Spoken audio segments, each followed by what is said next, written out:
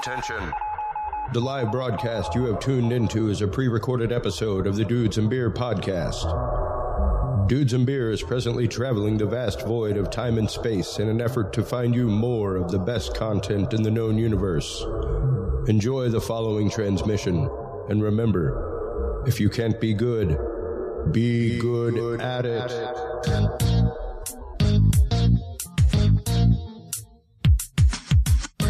Grab your beverages and turn up your interweb. Solving the world's problems 12 ounces at a time. It's Dudes and Beer.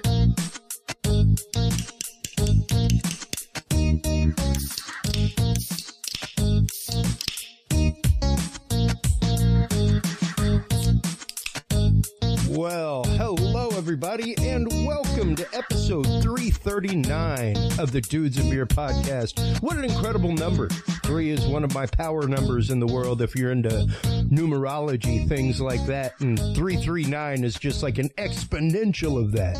And I'm here to tell you folks, the guests tonight are exponentially amazing. I cannot wait to get into it. We are going to be featuring some great conversation tonight with the amazing Reverend Michael JS Carter. He has been featured on Ancient Aliens. He's been on Coast to Coast AM, all kinds of things. We will be talking with the good Reverend this evening about his fantastic new book, Initiation, the Spiritual Transformation of the Experiencer, a guide for contact experiencers.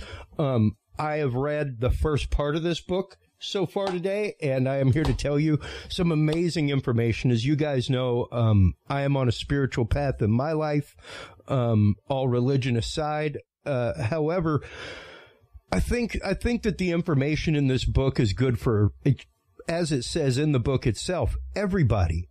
Because we've all experienced something, as we've said on this show before. We've all experienced that moment that steals us as a human being. And that alone makes you an experiencer of something greater than yourself. And to begin to define yourself by that, I think, is a good foot through the door. And we'll be getting into that tonight with the good Reverend. We will also be talking with Joshua Shapiro from CrystalSkullExplorers.com about my crystal skull, Amma, which I got from them, as well as my other crystal skull that always sits in the background here in the studio. We'll be talking about transmission of information from crystal skulls, as well as some information that was recently received and some information that Joshua is getting ready to put out in his new ebook. So 2 new books in this episode this evening. Please do make sure to stop on by Facebook, join the Curious Realm, formerly Dudes and Beer podcast. Please don't forget, we are rebranding come December, folks. We will be an all-new group, an all-new show. We will be the Curious Realm, a much more open title, much more open to our growth, to the path that we are on. So very, very excited about that. But also there at the Dudes and Beer group on Facebook is where you can find where we post all of the news of the week that we talk about here on the show, and a lot of what spurs the conversation and even the guest searches for this show. So right now, authorities race to contain a deadly Nipah virus outbreak in India. That out of CBS News. A 6-year-old girl dies at a Colorado amusement park. That from ABC News Go. NASA has confirmed that Perseverance Mars rover has gotten its first piece of Mars rock. That out of phys.org. Unfortunately, The Wire actor Michael K. Williams was found dead in his New York apartment. That is still developing news. An interstellar apocalypse could ride the Earth with the next solar storm. That coming out of Live Science. That's something that I've been wanting to get people on for a while about. And another one out of phys.org. Researchers reveal a novel metal where electrons flow with fluid-like dynamics. And that's just some of the news of the week. That's just some of the conversation going on over there at the Dudes and Beer group. Once again, we will be turning into the Curious Realm. Our call to action until then is literally just go Google Curious Realm. Just Google it. You don't have to visit the site. It's a page-for-page copy, everything except for episode posts of Dudes and Beer. So our knowledge vault, all of the PDFs that you love to read along with whenever we're talking about declassified technology, things like that, those are all available there. CuriousRealm.com. And I'll show you real quick live on screen what just the last month and a half since we officially announced Curious Realm and saying that we are rebranding and having the call to action over the last, I think it's been about 5 episodes now of us asking you simply to Google Curious Realm and have your family Google Curious Realm. Check this out, folks, right here. Let's just Google Curious Realm and see what happens. We have officially taken over the front page of Google. You can see here where our other competition formerly was. We had a Pinterest group called Curious Realm, and then a Realm 5 website, and then Psychology of Curiosity, things like that. We even Merriam-Webster. Look at that. We took over Merriam-Webster. That is the power of moving an audience right there, folks. That is the power that you hold over the algorithm whenever you search things. Simply by having, and that doesn't mean visits or anything like that. That's simply from people Googling our name. So thank you guys so very much. It is because of y'all's support always and continuously that we continue to rise to the top. Right now, on our way out the door as Dudes and Beer and becoming Curious Realm, we are actually actively up for a People's Choice Podcast Award in the news and politics category. And what an honor that would be to win such a prestigious award as we rebrand. The journey has been amazing with you guys. It's been fantastic. And I can't thank you enough. I can't thank all of you enough. So once again, thank you for always listening, for always being a part of the community. When we get back from these messages, we will be talking with the good Reverend Michael JS Carter about his new book, Initiation, The Spiritual Transformation of the Experiencer, a Guide for Contactees. Right after this. Well, let's stop on by True Hemp Science first. True Hemp Science is the home of some of the best CBD product out there, folks. I myself am an anxiety sufferer and was recommended CBD by my doctor as a supplemental to my medications. And that began my search as I traveled the country as an AV technician, going to dispensaries, things like that. And lo and behold, right here in my own backyard was the amazing Christopher Lynch. He's been on our show. He's been here. We need to get him back in the studio. He's a great guy. TrueHempScience.com is the website. They are home to some of the best darn CBD that you will ever get. Actual terpenes present in it, everything that you need medicinally from the hemp plant. They use a full spigeric process, which is alchemical. That means that they use the whole plant. They use every part of it. Full spectrum CBD products. Stop on by.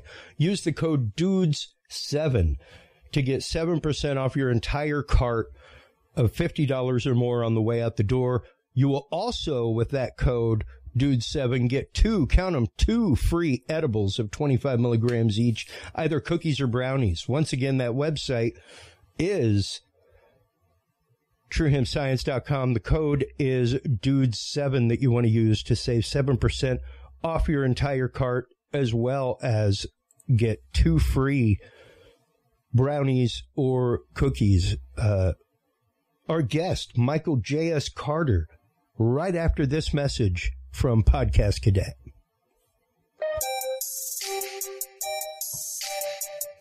Have you considered starting a podcast? Looking for a way to make your business a voice of authority in an industry? Then Podcast Cadet is the solution for you. Whether starting a podcast for yourself, your brand, business, school, church, or just plain fun, Podcast Cadet is here to help you navigate the waters of the podcast industry. Specializing in one-on-one consultation and training with industry professionals in fields ranging from podcast technology and editing to distribution, monetization, and even social media strategies. Podcast Cadet tailors their services to the specific needs of you and your podcast. Do you already have a podcast and trying to find ways to engage and grow your audience? Sign up for your Podcast Cadet audit today and let us help you explore new and exciting ways to leverage your content and elevate your podcast brand to whole new levels. From consultational workshops to affordable podcast production and maintenance packages, Podcast Cadet is your one-stop shop for everything podcast related on the internet. Visit podcastcadet.com today to sign up for your consultation or training and use code DUDES20 to save 20% off your entire purchase.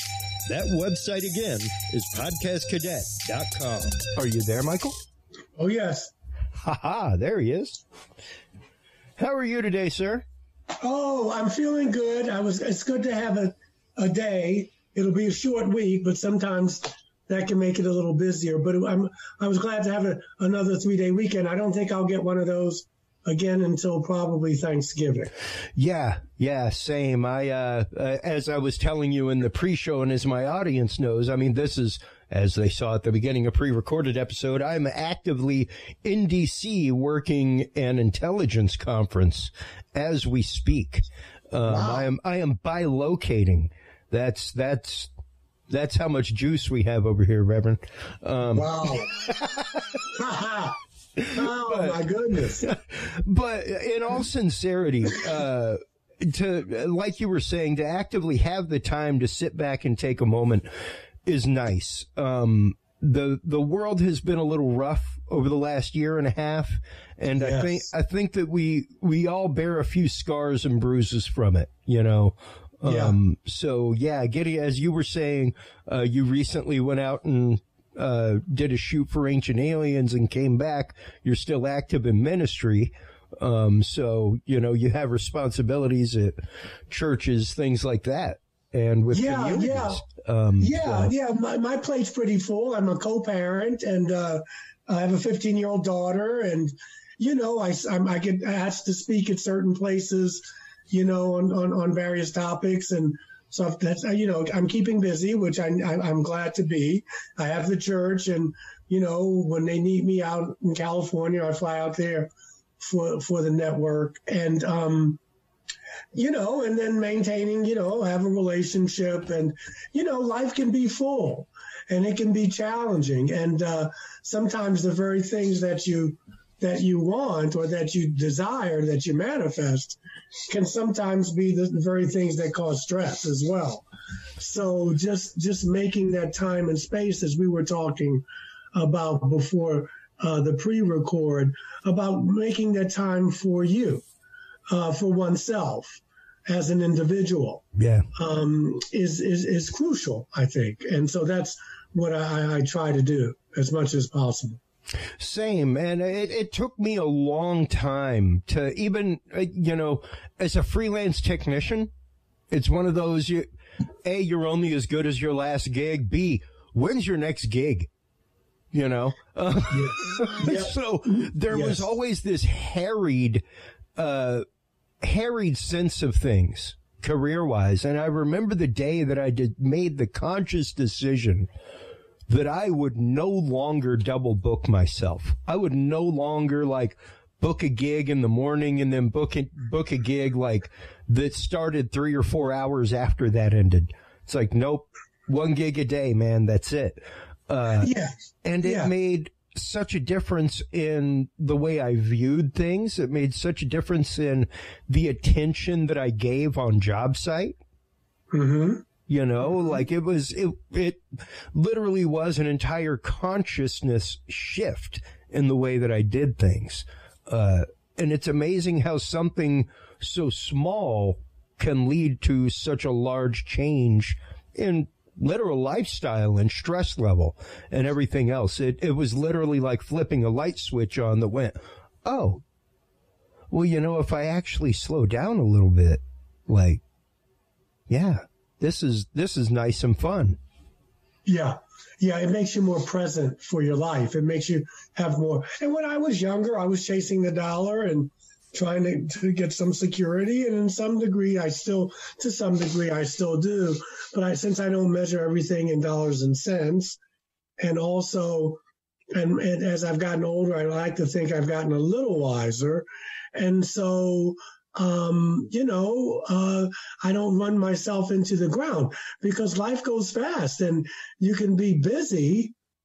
And before you know it, you're 50 and then you blink again and then you're 65, 70 and you go, where did the time go? Now you'll probably do that anyway, but you don't want to, who was it?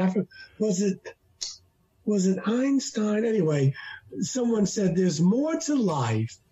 I think, well, that's not important.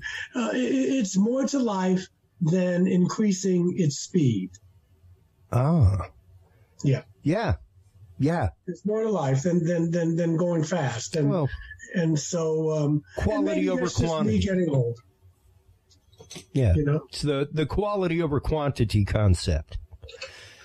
Exactly. And with that in mind, because one of the first things that you mentioned just a minute ago that we talk about regularly on this show with guests is the concept of manifestation and what you bring into or attract to your life. And granted, even a few of your books, most people, with Reverend as the title before their name, Michael, would not necessarily be writing books along the topic line that you are. Yeah. Well, the first thing is that I want to, just my seminary, Union Theological Seminary in New York City, one of the top seminaries in the country. Absolutely. They allowed it. And by that, I mean, I decided I wasn't open about my experiences then, but I decided I wanted to write on UFOs in the Bible, which was my first book, Alien Scriptures, Extraterrestrials in the Holy Bible. And they said, fine. A lot of seminaries would probably have said, young man, you're not graduating from here writing some tripe like that. Mm-hmm. But they went on with it and were very encouraging.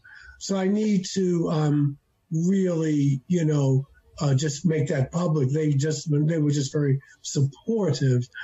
I had to write about my experiences. And then I was getting this reputation, I felt, as the UFO minister. And I really didn't want that because I have other interests. So I wrote Alien Scriptures, and then I wrote A New World If You Can Take It, still religion and UFOs. And then I wrote a 30-day meditation calendar called God Consciousness. And then I wrote a book on healing and prayer. And I thought I was going to be kind of done. And I had some friends tell me, and some very talented psychics had told me, I see another book, Michael. And I kept saying, no, I got a lot on my plate. But I don't know whether it was auto-suggestion. But then last spring, early spring, I said, well, maybe I won't write a big book, but I'll write a book. And what was it going to be on? And then, it just came to my mind, why don't you write a book about experiencers from an experiencer? And, it's a handbook. I mean, it's not thick. It's War and Peace. It's not War and Peace. It's about 140 pages, but it's a lot of information crammed into that. I was thinking already about expanding it. I wanted to do a whole chapter on listening, the healing power of listening. Because that would go right along with this, because, you want to go and talk to people or someone who's trained, but even if you don't, what's healing for people is to be listened to, I want my story to be listened to. I want my narrative to be significant, because for a lot of time in my life, I could pay attention to your story, but I couldn't pay attention to mine. And so this book helped me kind of get that out and, to manifest what I wanted to put out there. I did use the word manifest, and I'm a great believer in that we are magnets. And if you want more love in your life, then you've got to be more loving. If you want more forgiveness in your life, you have to be more forgiving. If you want to manifest certain material things in your life, then you've got to be clear about what it is you're looking for. You have to, whether it's a vision board or just picturing it in your mind, what you want, and following that intent. And so I think that's part of the spiritual journey. And some people are better at it than others, but I think it's crucial that time. And the only way you can do that is to be, not the only way, but it's just to spend time alone. All genuine spiritual paths talk about the importance of solitude. And because that way you can pay attention to yourself. You can hear the things that you didn't ordinarily hear because of the noise. Some of it's self-inflicted or self-imposed, and some of it just from the world at large. So, and this is whether you're a contactee or not. This is just a habit that can help one cultivate and navigate an inner life. Yeah. And, like you were saying, the importance of, quote, retreat cannot be understated in life. Yes. The importance of taking that time, the importance of taking the time to reflect on things. And like you said, this book was very much for you, a reflection on your experience as the experiencer. And yes, I didn't go into the details of things. I put in some events that happened to me. A friend of mine said, this is kind of like your coming out book, Mike. And in a way it is, because I never really, I mentioned my first contact experience in alien scriptures, and then I kind of left it at that. And I'm a different person now. And so I'm much more open about it. I don't bring it up to people unless it's brought up, sure. But it needed to be put on paper. So it was kind of a catharsis for me as well. Well, and there are two things that that struck me just in the introduction of the book that I'd like to ask you about real quick if we can. Sure. One of them was a part where you said most of these encounters are individual. By this, I mean that a person may encounter a star person while around other people who won't participate or even know about it. For example, I was experiencer more than once as my partner was asleep in the same bed, but did not see anything or wake up. Now, that is straight echo of the experience that I reflect to my audience all the time, of when I felt the presence of God and felt moved to enter the seminary and serve God, the universe, something larger than myself. Yes. Nobody, like, I had people within proximity of me. I felt a presence. I heard what I consider to be a voice. I felt a temperature change. I felt all sorts of things. Nobody around me did. And this was an utterly conscious experience. I was not asleep, but I was in the middle of serving Mass. Yeah. Like I was fully, actively, consciously participating, as it would be put. So, it was one of those moments that, once again, like I said in the beginning of the show, steeled me as a human being, and just changed me. And my call to leave the seminary was just as visceral. Yeah. Which is what threw me for a loop for years. It was like, how can the Johnny, thanks for playing, what are his parting gifts, be just as visceral as the invitation? And it was strange for me. So, let's get into, if we can, a couple of your experiences and what brought you to the understanding and the kind and loving understanding between the worlds of religion and spirituality and experiencer. Well, when my mind, the way I'm wired in this life is I'm very much about one's inner life. Now, maybe that's a bleed through from another time, but I was always, at least to some degree, somewhat introspective. And so when I had my experience as an adult, I mean, looking back, I had experiences as a child, but I had no vocabulary for it. But after I had my initial experience, it just changed me, my inner world. It shattered my reality. But you know, I have a lot of friends who are into propulsion systems and back engineering and the nuts and bolts of this phenomena. Sure. I'm not wired that way. And so I was born and raised Baptist.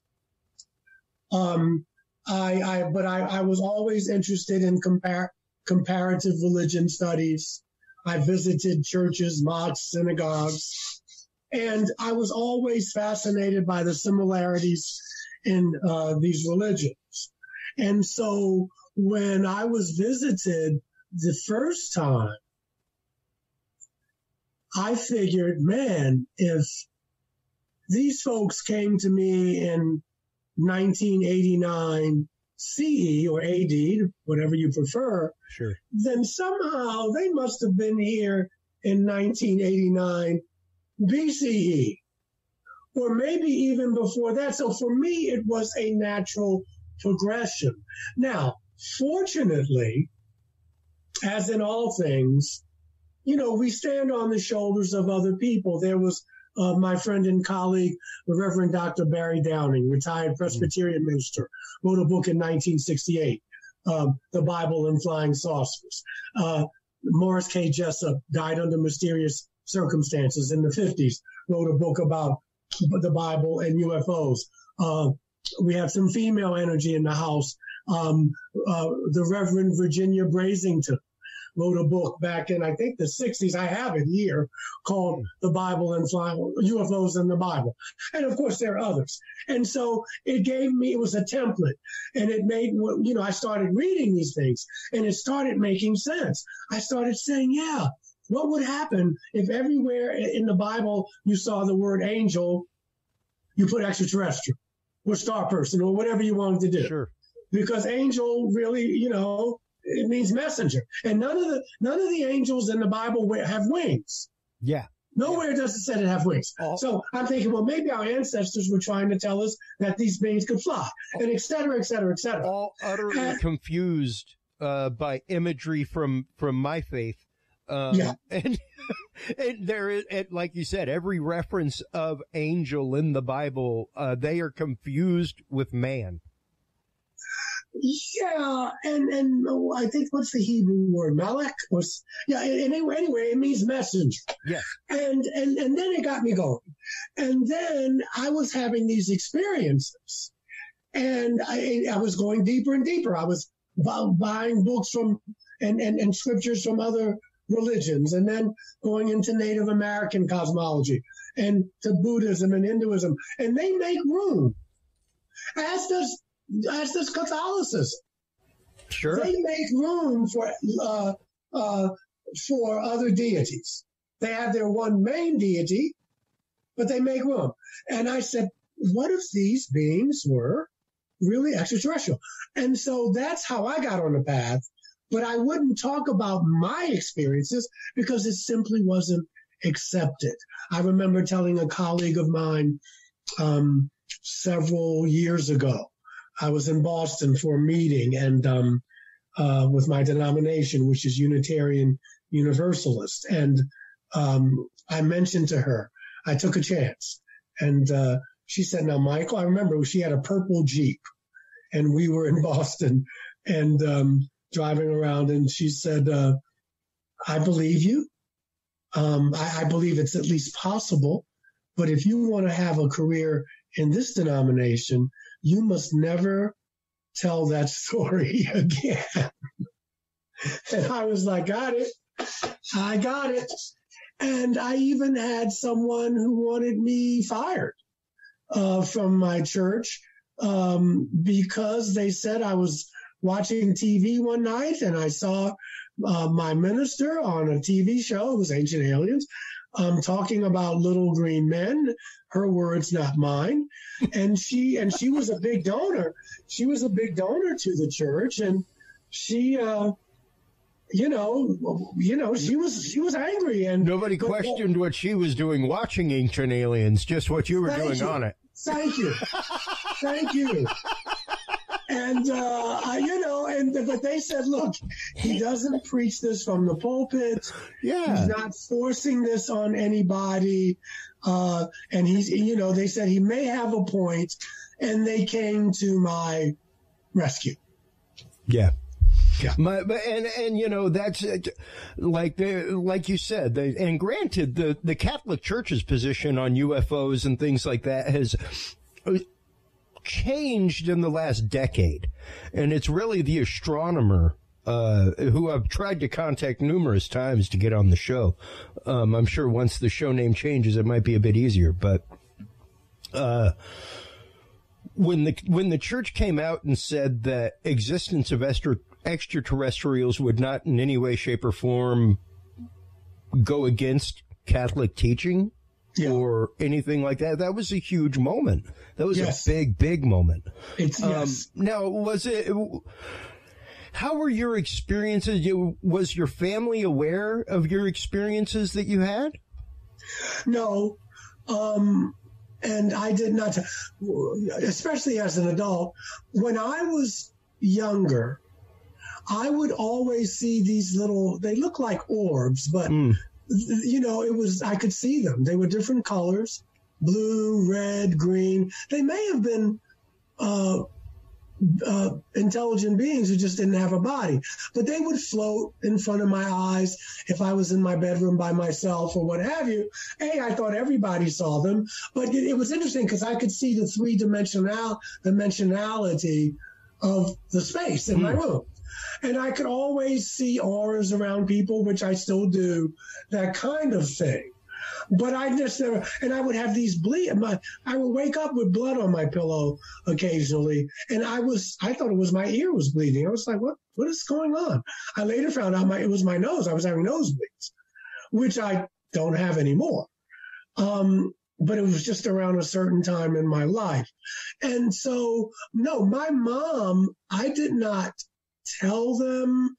And they knew because my books were coming out and that kind of thing. But no, I mean, one day I did tell my mom about it. And I guess, she says she's had some interesting things happen, but that's as far as it went. Now, to this day, it's just they don't talk about it. Yeah. They know I talk about it. They know I shoot these little documentaries and what have you. They know about my books. As a matter of fact, my mom wants me to send her a copy of Initiation. Great. But it wasn't something that I was talking about only to people. I used to be in a support group when I lived in New York, and and even to this day, unless someone brings it up, and even then, I decide how far I want to go into it because I don't feel like arguing with people. Some people want to debate it.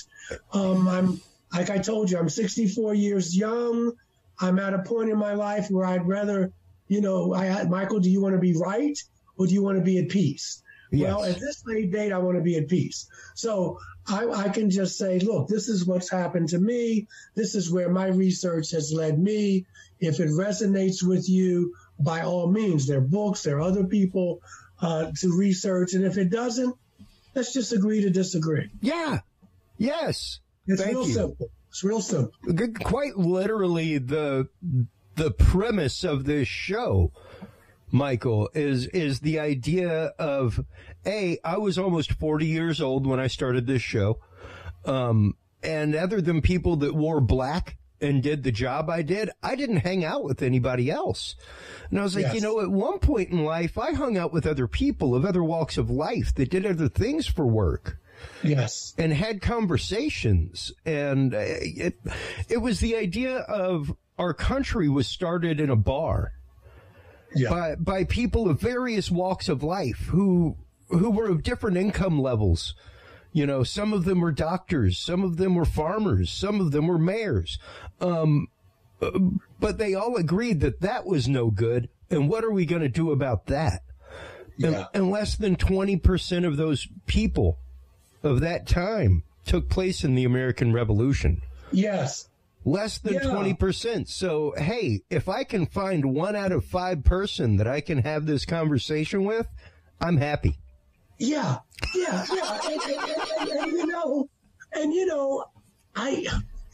I lost. Lost is not the word.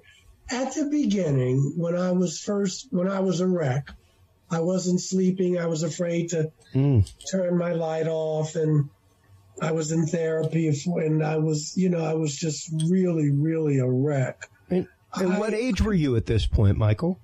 If you don't mind me asking. Oh, it was short. Well, I'm 64 now. I was born in 57. It was right around 89, 90, 91, because I just started having my first contact was December 28, 1989. And I was really, I was going through a lot, and I was in a support group, and that helped to see other people who had the same experiences, and not only saw them, but interpreted them.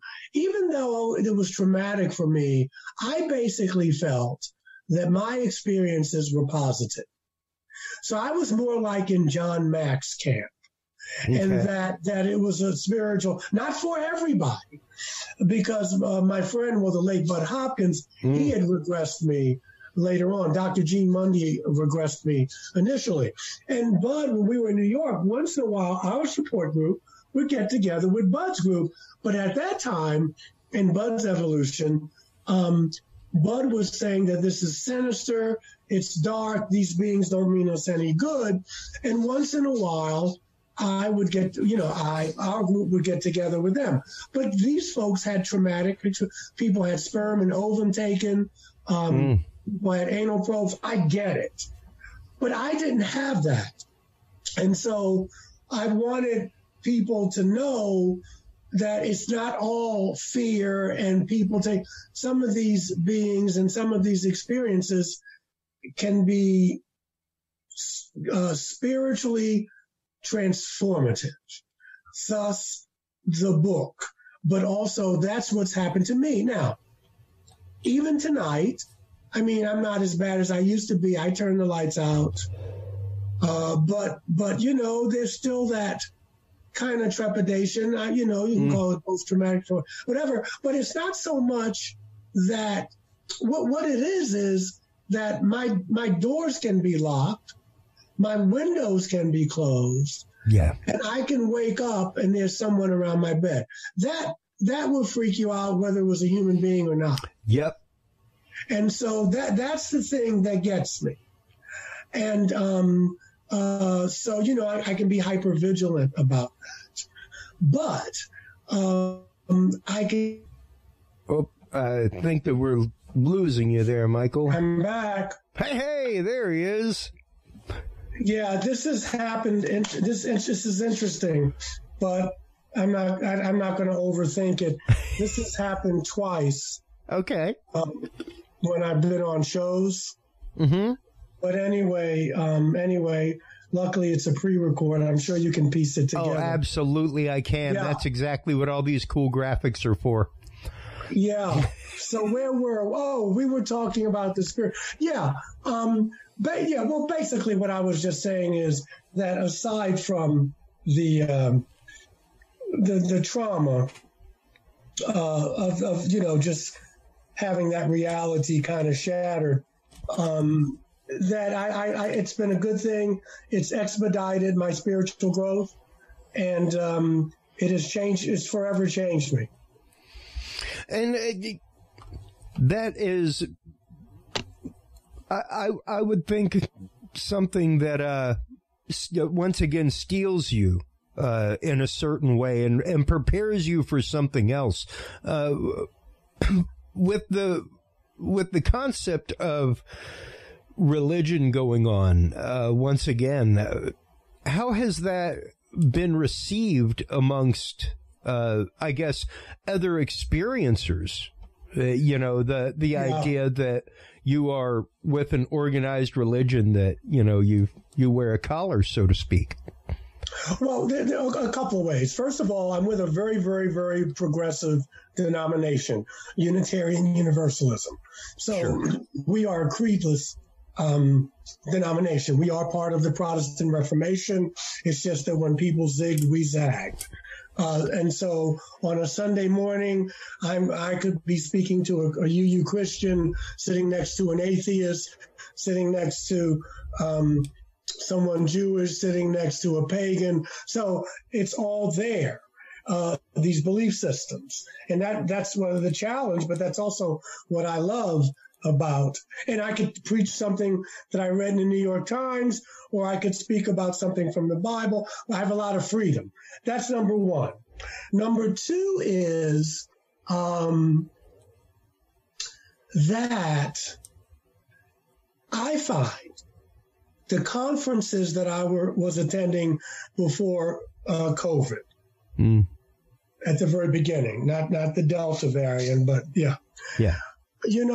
People were packed. Not all of them at the very beginning in 2014 when I was just starting out and I was at Contact in the Desert and blah, sure. blah, blah.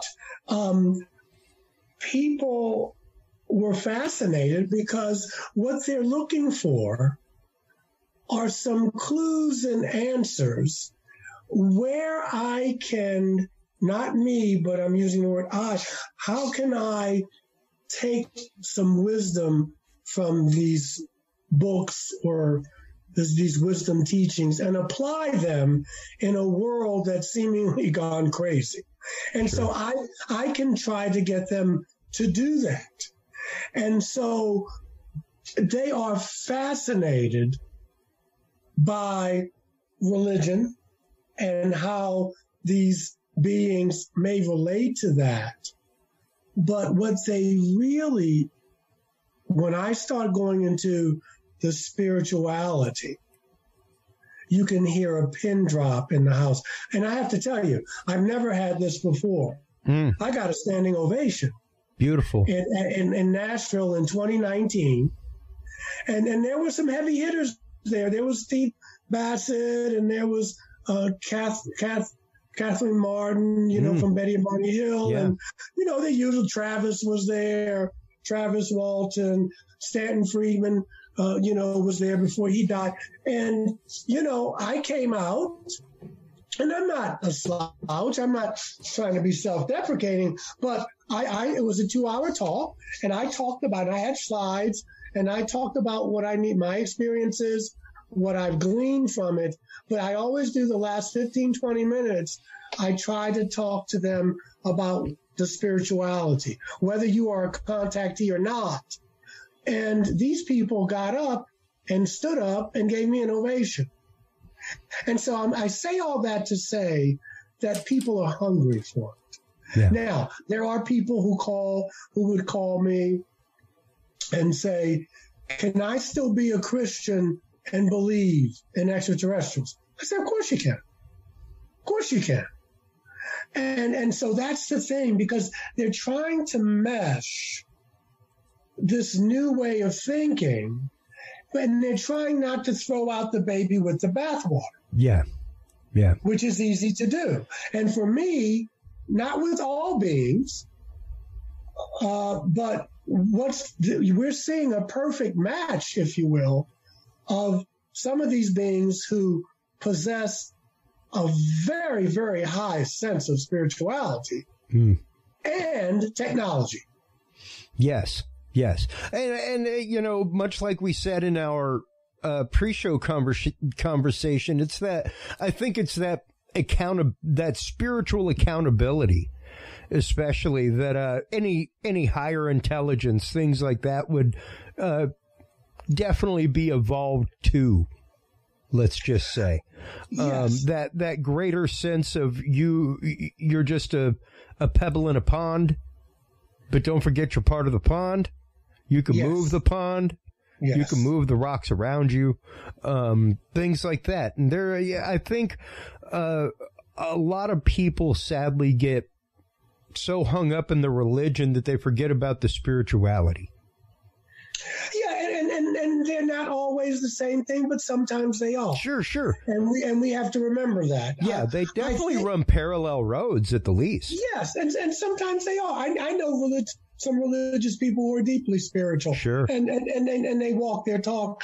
And I know some people who are spiritual who are not the greatest people in the world. Yes. But so you know, we really, we don't want to drive too much of a wedge and make it us and them. But I'm just thinking that this is what is going on, and I think the experiencer who has, if he or she says that these were positive things, there may have been some difficult times or situations, these were positive things. I think the experiencer can help lead us. I don't want to romanticize them. Sure. But because of those experiences, can lead us a little further forward in how we can evolve. And that's what I'm thinking now. And so, we're seeing it now. Sure. We're seeing, there's so many books out now by experiencers. These I've seen about 3 or 4. Yeah. Not including mine. And they're different. These are experiences talking about their experience. And I think that even though the government has not been as transparent as perhaps one would like, because military people are starting to say, well, we've seen these craft and what have you. Yeah. People don't chuckle so much when you come out and say, I thought I saw a craft, or maybe I saw one of the beings. You know what I'm saying? One of the things we have brought up on this show since the beginning of all that is, isn't it interesting now to hear the media using the term UFO denier? Okay, as though now there is a shift in mentality amongst. Well, it's a shift in consciousness. Yeah. So it's really interesting to have seen that come about since Lou Elizondo brought things about, and really since this whole beginning toward the release of, and since the release of the documents that came out, the study that was demanded by Congress, you know, everything else, the 9-page document. So it's really been interesting to see that shift and to see that it move toward acceptance. And the fact that even as somebody who's researched within the community for years and followed people like the Caroline Coreys and, Linda Moulton Howes, people like yourself, along shows like Ancient Aliens, things like that. It's been interesting to see the number of books by people like Terry Lovelace, Aaron Montgomery, folks like that, Sev Talk, who are experiencers, who have been coming out and become very involved in this movement for disclosure. So it's been great. Yeah, and see, I think we're already having disclosure. Oh, absolutely. Opening the conversation itself as a point of reality is disclosure. This is disclosure. I mean, I'm not waiting for my government to come out clean. Yeah. I'm not. You can keep waiting if that's what you're waiting for out there, folks. You could be very disappointed. Keep on waiting. But this is disclosure. Yeah. And it'll be gradual. But, I'm at the point in my life where I don't really need a government or anybody to affirm something that I know is true. Yeah. Yeah. And so I don't get all bent out. I mean, if you have the energy, and that's the form of activism, because there's many ways to be an activist, and Lord knows there's enough problems and causes out here. Yeah. And if that's where your energy is, that's fine. But God bless them, because that's going to be a long haul. Yeah. I mean, the only time I believe that our government, and it could be other governments involved, I'm almost sure, but if they do come out and say that these beings exist, you can almost bet that they're going to be called an enemy, that they are a threat to national security. Yep. And they're not going to be dealt with as diplomats or ambassadors. We heard some of that talk at the beginning. Mm-hmm. Well, they're violating our airspace. Yeah. Who are they? We got to find out who they are. This is a national security. And the thing is, when the only tool you have is a hammer, everything looks like a nail. And I get it that military people, that's what they do. That's their job, security. But these beings haven't done anything to us. Yeah. Warrant the fear-mongering that we've seen and that we're going to see moving forward. Yeah.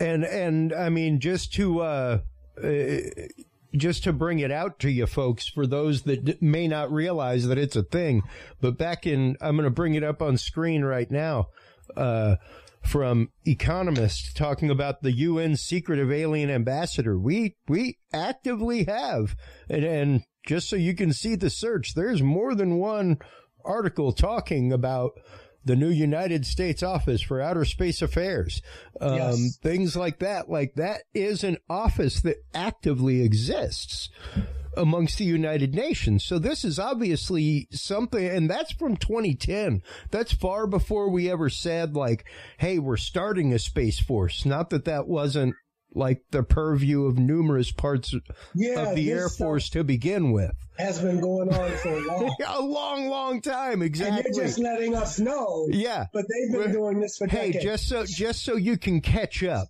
It's exactly what it is, Yes. I mean, this stuff has been out there. Like, I'm a news hound. I follow this kind of stuff, and it's one of those, like, man, I'm glad I can just recall things like that, because you see this stuff regularly. Yeah. The fact that in the last 6 months, CERN has announced that they have turned light into matter. That's a whole new realm of physics, folks. Well, not only that, but they probably have done it years ago. That's just the confirmation. Just letting us know now. That's just the confirmation of it, that, yes, we did it. It's a real thing. We've repeated it. We've repeated it. We've repeated it. And I love it. But my concern is that we don't have the spirituality to go with it. And so what we're going to do is make weapons and super soldiers and weapons and that kind of thing. Yeah, as opposed to saying, how can we use this technology to better the situation of sentient beings on this planet? We're not going to use it for that. Yeah. Yeah. And the prime example that I give to my audience all the time, Michael, is let's just take a look at AI and robotics. And aside from putting them in warehouses and making them do all of our manual tasks, what's the next thing that we came up with? Oh, let's have sex bots. So when they do become sentient and start looking at the history of robots and humanity, what do you think's going to happen? Do you think they're going to view us in a really good, like, hey, these are our creators light? Or is it going to be that Westworld, like, hey, man, like you had 1,000,001 enlightened choices in which to use, and enlightened ways in which to use us. You used us for manual labor and sex bots. Mm-hmm. You know, and when you start thinking about things that way, yeah, it's hard to think. Even the Lockheed Martin video that we play regularly on the show with our guest Mike Turber, where they're talking about a nuclear reactor that fits inside of something like as large as a U-Haul truck. You know, and this is like first generation, but we can recreate this regularly, and you know. Don't get me wrong, it's going to be used for mankind. It'll be used in weapons, but you know, because that's what we do. But it'll be used for mankind first. And that's what I've held about this whole UAP rollout and things like that on this show to be from the get-go, is that there is only one way that we are going to be able to explain the mass leap in technology that is about to come out. Eventually the technology will be available to the public, much like our phones and stuff like that, you know? So the only way to explain that leap of technology is to be straight eventually and just be like, yep, yeah, you know, we found something a long time ago. And now that we've been tinkering with it, these dudes are around. But well, yeah, but then they're going to have to explain, you know, people have lost their lives over this. Oh, absolutely. People, you know, livelihoods, have risked their lives with security oaths and stuff like that. Yeah. So it'll be a little messier. Well, it's not just that. People have lost careers. Well, that's what I'm saying. I mean, you know, people have actually literally died. Oh, sure. Because they couldn't be trusted not to mention it. Yeah. But yeah, people have lost careers, and that's I'm putting that under the whole rubric.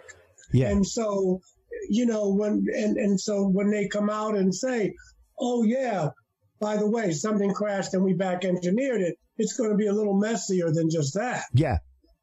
Yeah.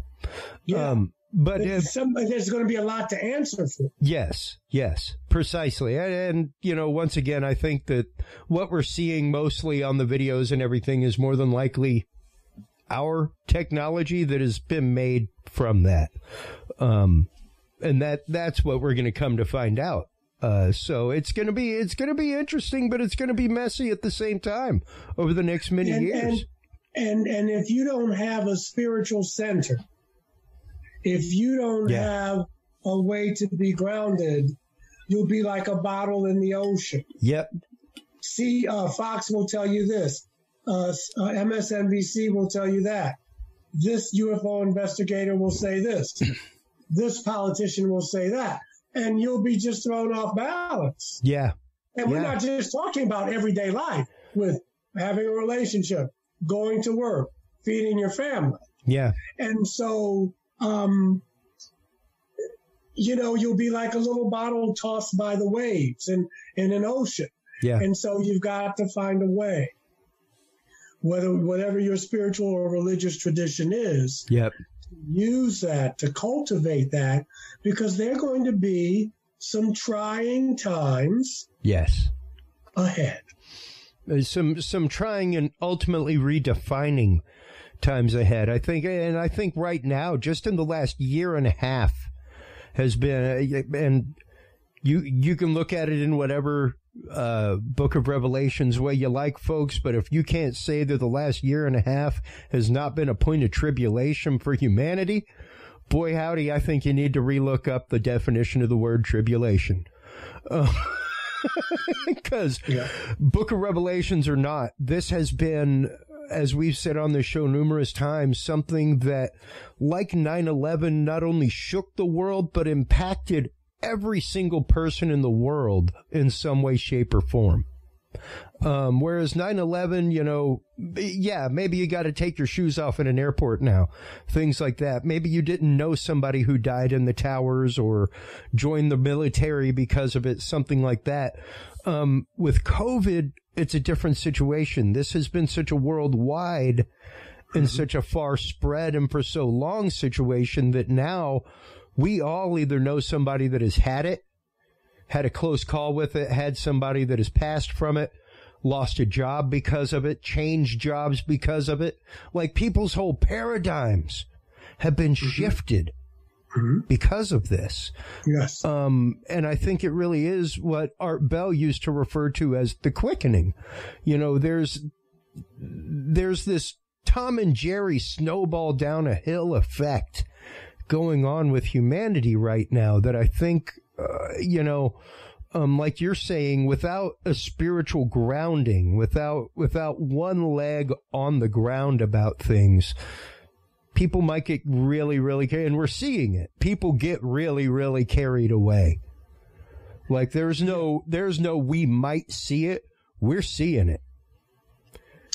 Yeah. And I think it, like I say in my book, and again, people can, we're taught to see, I'm a man of the West. I was educated in the West. And so we look at life as duality. It's either good or it's bad. It's either black or it's white. It's either positive or negative. I myself am more attracted to Eastern philosophy, and I love the symbol of Taoism because there's a little light in the dark and dark in the light. I say all that to say is we could be looking at a new world being born. At the same time, it doesn't mean that we won't destroy ourselves. It doesn't mean that climate change won't destroy us or we'll nuke ourselves to death. Both those options are on the table. But what we are seeing, because we're used to saying it's got to be this or it's got to be that. Yep. Or we're used to saying that time is linear. It's the end of the world. No, every end is a new beginning. Yes. The earth doesn't need us. We need the earth. And so time is like a spiral. But I say all that to say that we're seeing people starting to question, can capitalism and democracy coexist? We're seeing people starting to talk about, we want to be free. We need a new paradigm. Yeah, we can't have 1% of the population owning 90% of the wealth. And this is also happening all over the world. Yeah. And so for those folks who don't like change, and we could argue the only people who like change are wet babies, but there's change. And so you got this one group of folk who are making money and life is going well, and they're going to hold on for dear life.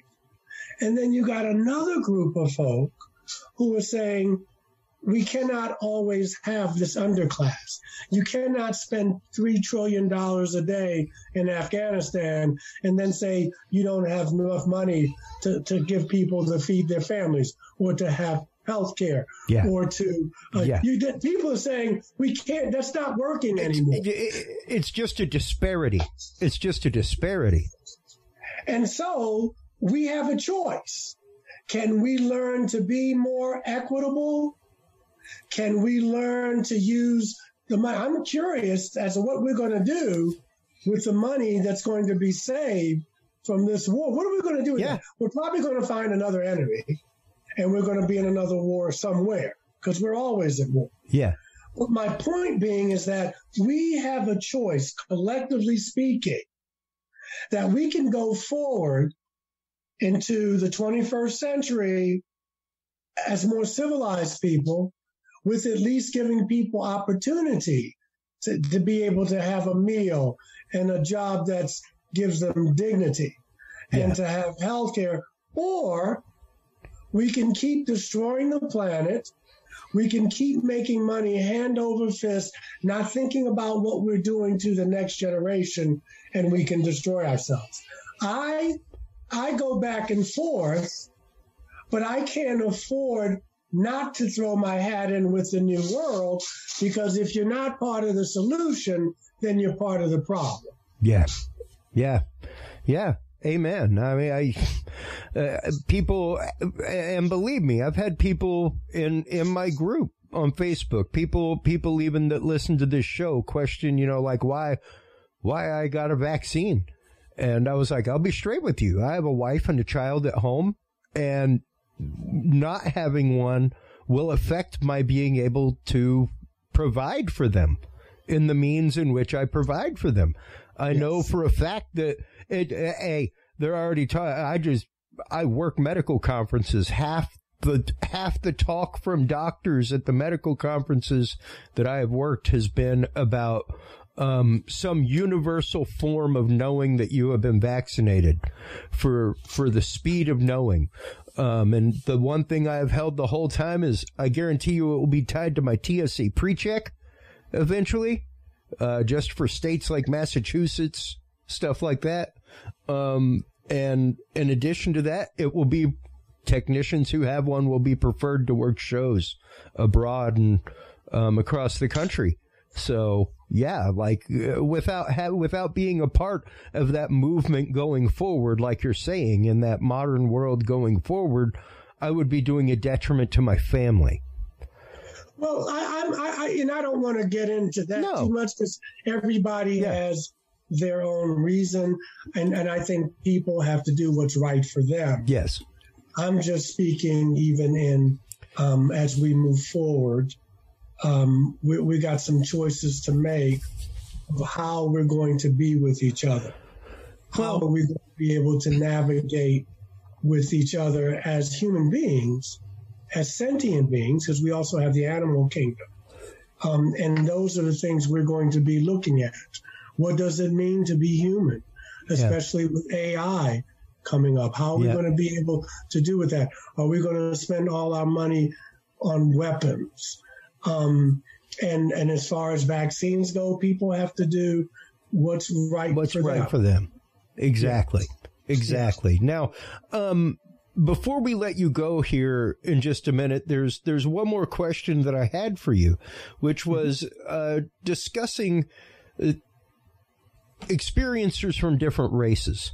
Because I think that you brought that up very shortly in here, and I think it's something that's you mean human beings who've sure. Okay. You say all ages, races, socioeconomic classes, they come from all demographics. Yes, and granted, yes, though the majority are white people, some are African American, and granted that demographic has even shifted in America now. As of all recent statistics, but how did that affect you, especially during the time in which you were processing your experiences and really kind of coming to terms with them and coming public with them? How did that play into that for you? Well, there's a stigma. But there's a stigma around healthcare. I mean, there's a stigma, and it's about mental health and what have you. I have good friends here, and I live in the Bible Belt, and they are white, and they get nervous when you bring up race in the UFO community. But that's changing. Now, how it affected me in the African American community was that people see that's a white people thing. That's crazy. It's like worrying about the environment. Some people are saying, I'm not worried about the earth. I'm trying to worry about not getting shot by a cop or what have you. I'm worried about living every damn day. Yeah, I get that. But, and so I had to navigate that. And I still navigate it. However, by being on Ancient Aliens and being one of very few people of color that has had the opportunity, and other UFO shows, I get more fan email, more comments from people saying, boy, it's about time. I looked up, I heard a voice, I looked up and I saw you there, and I was so happy, And so that is shifting. At the conference I did in 2019 in Nashville, there was a woman of color, an out gay woman of color was the producer of that conference. I have a good friend by the name Alexis Brooks. She does many things, but she is a talk radio person, and she's a woman of color. And we need more. And there will be more. There's another guy, I forget his name. He used to be an anchor on CNN. He's a man of color, and he's a host. He hosts this paranormal show. It's paranormal, and I have not seen it. I have. Well, even Billy Carson. I've auditioned. Yeah, I've auditioned for Brother Carson too. But see, it's just a few of us. Yeah, and so I've auditioned for a television series not too long ago. Still waiting for funding about a UFO paranormal show. So we're kind of like pioneers, but it is changing because ufology is still a predominantly white male endeavor. I mean, I'm on Facebook occasionally. I see, and I know some of these people. Some of them I'm friendly with. It doesn't make them bad people, but if you see the list of who's on the show, who's at the conference, 85% of them are male and white. And that's got to start changing. But I think it will change. And it's just starting to change now. It's a great question, and I'm glad you brought it up. Well, I think it's a really important question because, it is. Like I'm Cajun in my upbringing, and, things like stuff like that, tales like Rougarou, all that kind of stuff, like, hey, that's part of our culture, Yes. So if you're out there and you're fishing in a pirogue at night and talking about, some critter that you saw crawling through the woods, it may not be such a strange thing to talk about. However, you get somebody from outside of the community to come in and start asking questions, and that's a totally different story. No, it is. And see, that's why I do this anti-racism work. I'm not, I started watching Star Trek maybe about 3.5-4 years ago. Now, I haven't watched all of them. I've been hooked on Discovery, and I've been hooked on DS9. I bought them. And so I know DS9's my jam. Yeah. And I know some people who say, well, it's not Trekkie enough. But for me, it's the father-son story that does it. Well, it's kind of not white male anymore. Well, that too. But, and so people get kind of stuck on that. And but what I wanted to say is that I love the fact that, like Star Wars, you can go in they have a bar scene, and you've got all these races and species, and some of them are dating each other, and some of them are drinking alcohol, and some of them, I mean, that's the world I live in, and that's the world I want to continue to live in, because it's a diverse universe. The universe is teeming with life, and people look different. And we don't always have to fear that. But there's the thing that Jesus said to his disciples. He was trying to get a point across. He said, if I speak to you of earthly things and you don't understand, then how will you understand me when I speak to you of heavenly things? Yeah. Yeah. It's not going to happen. And so I kind of like that prime directive thing. I wish we would sometimes we don't have, I mean, I know it's complicated. People have pipelines in their country and their resources and all that. Sure. But it would be nice sometime to use some part of the prime directive. Let people work out their own stuff. We don't have to always jump in and make people, But anyway, what do I know? I know that we're running out of time, and I just want to say to you that this has been a pleasure, and I hope we can do it again. And again and again and again and again, Michael. I had thoroughly enjoyed our pre-show conversation as well as this recording. It's been beautiful, brother. And I just didn't want to get into the mass thing, but look, I got my shots. Hey. My daughter has shots. And I had to do it. If I didn't have a child, or if I didn't have these other responsibilities, I don't know if I would have been so quick to get it. Yep. But I also want to respect that people have a right to decide what you put in your body without being coerced. Yep.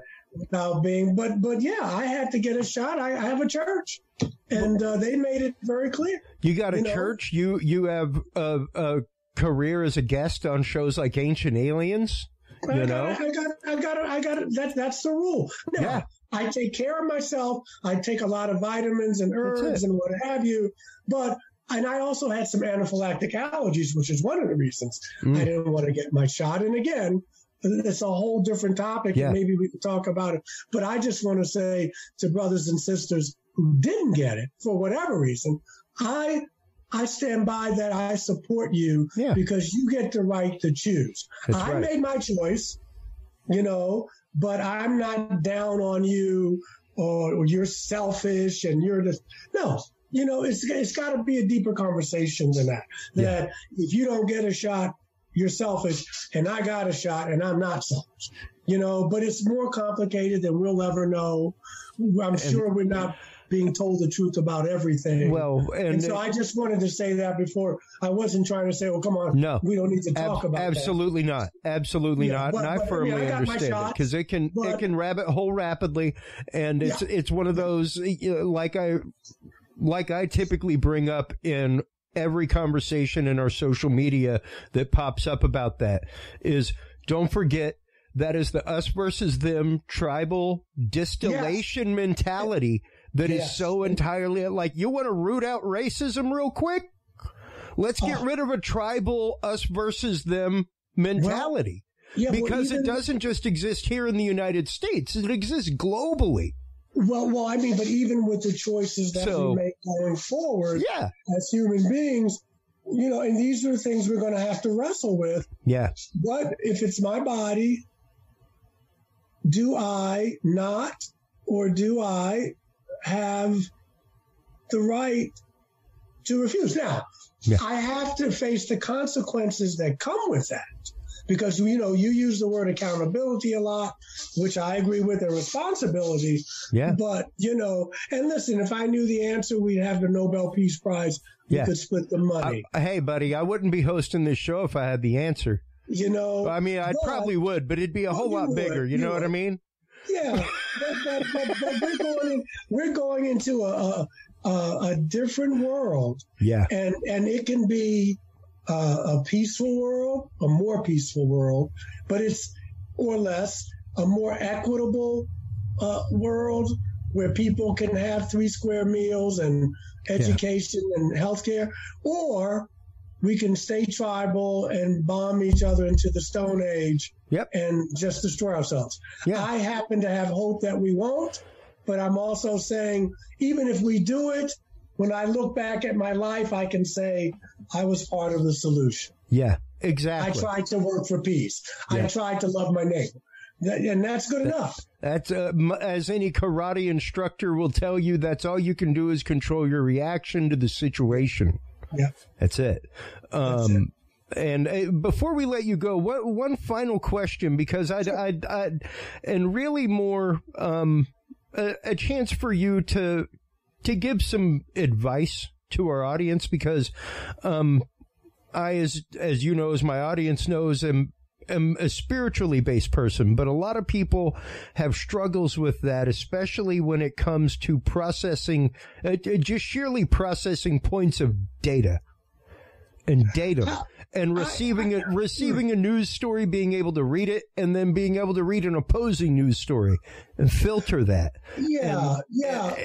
And staying centered while doing it. I think, who was it? Was it Oliver? Who was it? Was it Oliver Wendell Holmes or F. Scott Fitzgerald? Anyway, I'm going to tear this quote up, but it's the mark of an educated mind is to be able to hold 2 opposing views at the same time. What I would say, and this may answer your question or not, one of the ways that helped me keep inner peace is that I lost, not completely, the need to be right. And that has brought me great peace. And I've learned to let other people, and me too, I have a right to be wrong. I have a right to make the mistakes of my life. I don't need everybody. I stay in my lane. That doesn't mean I do volunteer work and I feed the homeless and I do all that. It's almost like an individual version of the Prime Directive. Let people work out their stuff. If they ask me my opinion, I will give it. But my job is not to make you see my way. Yeah. My job is to plant the seed. But again, when I lost the need to be right, and some people don't like that because some people really do want to argue with you. And they'll get angry because you won't argue with them. Some people live with the fight. They live for the fight. Right. But once I got that I'm saying A and you're saying B, and I'll say, okay. I mean, if you got a good point or you can sway me, that's fine. But usually I'll just say, I'll listen, really listen. And if it doesn't resonate with me, I just say, okay. And if they're insistent on being right, I'll just say, you may have a point, but I do not need to be right. And I cannot tell you the peace it has brought me. Beautiful. So that's what I leave. That's what I'll leave with your listeners. And that it's okay to listen to two opposing views. Yeah. You don't have to answer it right away. You may need to think about it, but you have to be able to field opposing views and be okay with that. Yeah. And not always have to be right and prove it to you or make you see my point. Yep. Yeah. Yeah. And that's just it. It really is that live and let live mentality that, and I think we've lost some of that as a society. And I really wish that we could ever return to that. There's a reason why, despite people voting different ways on a ballot, they're no longer having Thanksgiving or Christmas together as a family. And that's something that we as a society and as a humanity really, we need some talk therapy about that, man. We need to be willing to own up to our shortcomings in that and be willing to move forward all together, not just as a family, but as humanity. If you can, sometimes you can't. Sure. And that's just how it goes. Sure. And if you got a family member or a friend or colleague, then you may have to make some decisions. Can I still, if our values are too different, then you have to ask yourself, can I be in relationship with this person? Even if it's once a year, Thanksgiving or Christmas. Yeah. Yes, those things are real. And they can be navigated and sometimes they can't. But I think that once you can work on, why am I fussing with this person? What need do I have to be right here? Yeah. Or I can just agree to disagree. That keeps you from getting a stroke. That keeps you from getting nauseous. It keeps your nervous system calm, because you don't have to, not unless you live for it or this is your mission in life, but you don't have to attend every fight you're invited to. You simply don't. Yeah. And I'm 64. If I get 30 years, I'll be very happy. I don't have the time. Yep. I don't have time. If the next 30 years go as fast as the 64 I've already lived, it's like a blink. It's like lightning going across the sky. So that works for me. It may not work for everybody, but I just gave up the need to be right, and I don't have to attend every fight I'm invited to, and I sleep pretty well at night. Yeah. Yeah. Great advice. Fantastic advice. Once again, Michael, thank you so much for taking the time. It was a pleasure and a blessing speaking to you this evening. You are invited back anytime. Let me know, brother. I'll be right there. I was going to say, don't be surprised if I just tag you with an email every once in a while, because I am moved by something that I see in the news or something that it's good to have that that person that you can go to be able to talk about things like this and really break it apart. You know, I'm here. I'm all for that, brother. Wherever I want to build a bridge. And that's what I'm about. That's just it. Well, please do hold the line while we close things out. Okay. Make sure to stop on by Amazon, everybody, and get the new book, Initiation, The Spiritual Transformation of the Experiencer, a guide for contact experiencers by our guest, Michael JS Carter. Also, make sure to stop on by his website, michaeljscarter.com, for sermons, all kinds of great stuff, book announcements, everything else, as well as his diversity education classes there. Please do hold on, everybody, through this break while we bring up our next guest, Joshua Shapiro from Crystal Skull Explorers, to talk about transmitting information from crystal skulls and what we can expect for humanity.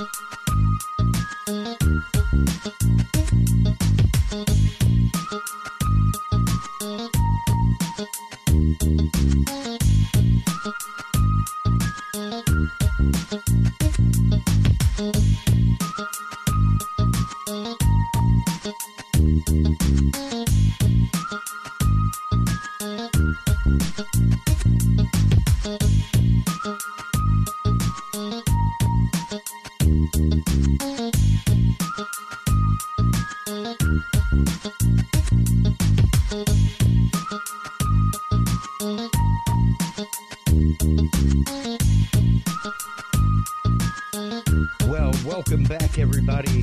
This section of the program, we will be talking to Joshua Shapiro, author of Journeys of the Crystal Skull Explorers, and also the gentleman from whom I got Amma, which is my crystal skull. It is an exact copy of their Geronimo skull that they have, and it sits here in the studio with me all the time, right here in front of me while I work, along with Josar, my other crystal skull.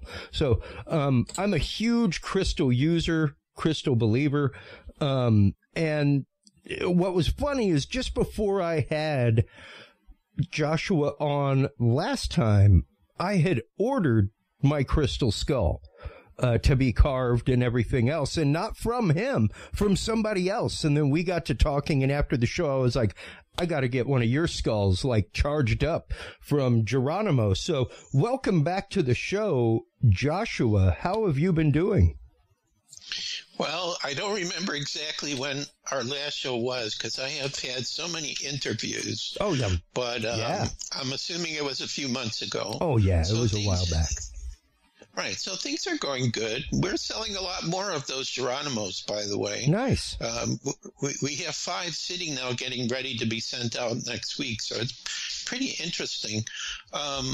But the thing I'm excited about, which I'm sure you're going to ask me about later in this interview, is the latest ebook I'm working on. Of course, it'll be free, like the other 5 that we have that we offer, which will be available, of course, to all your listeners again, which we can discuss what the subjects are. Absolutely. Obviously, crystal skulls is one of them.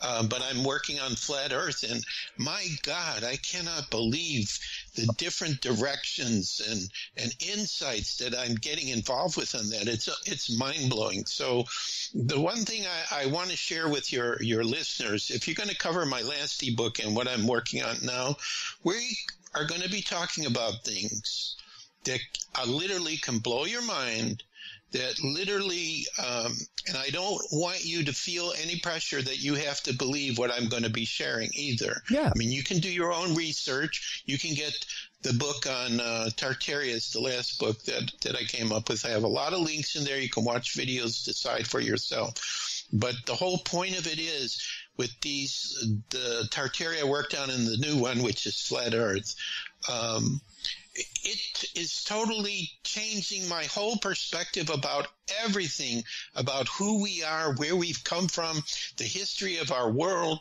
how the world is organized, and kind of like where we're headed. And, I didn't really expect to get involved in these things, but it came up this year.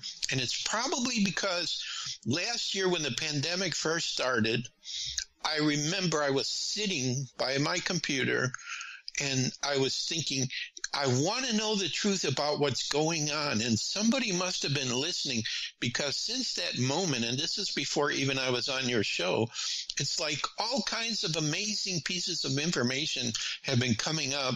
And of course, the universe has been opening up opportunities like you're giving me today to talk on different, online interview shows and so on.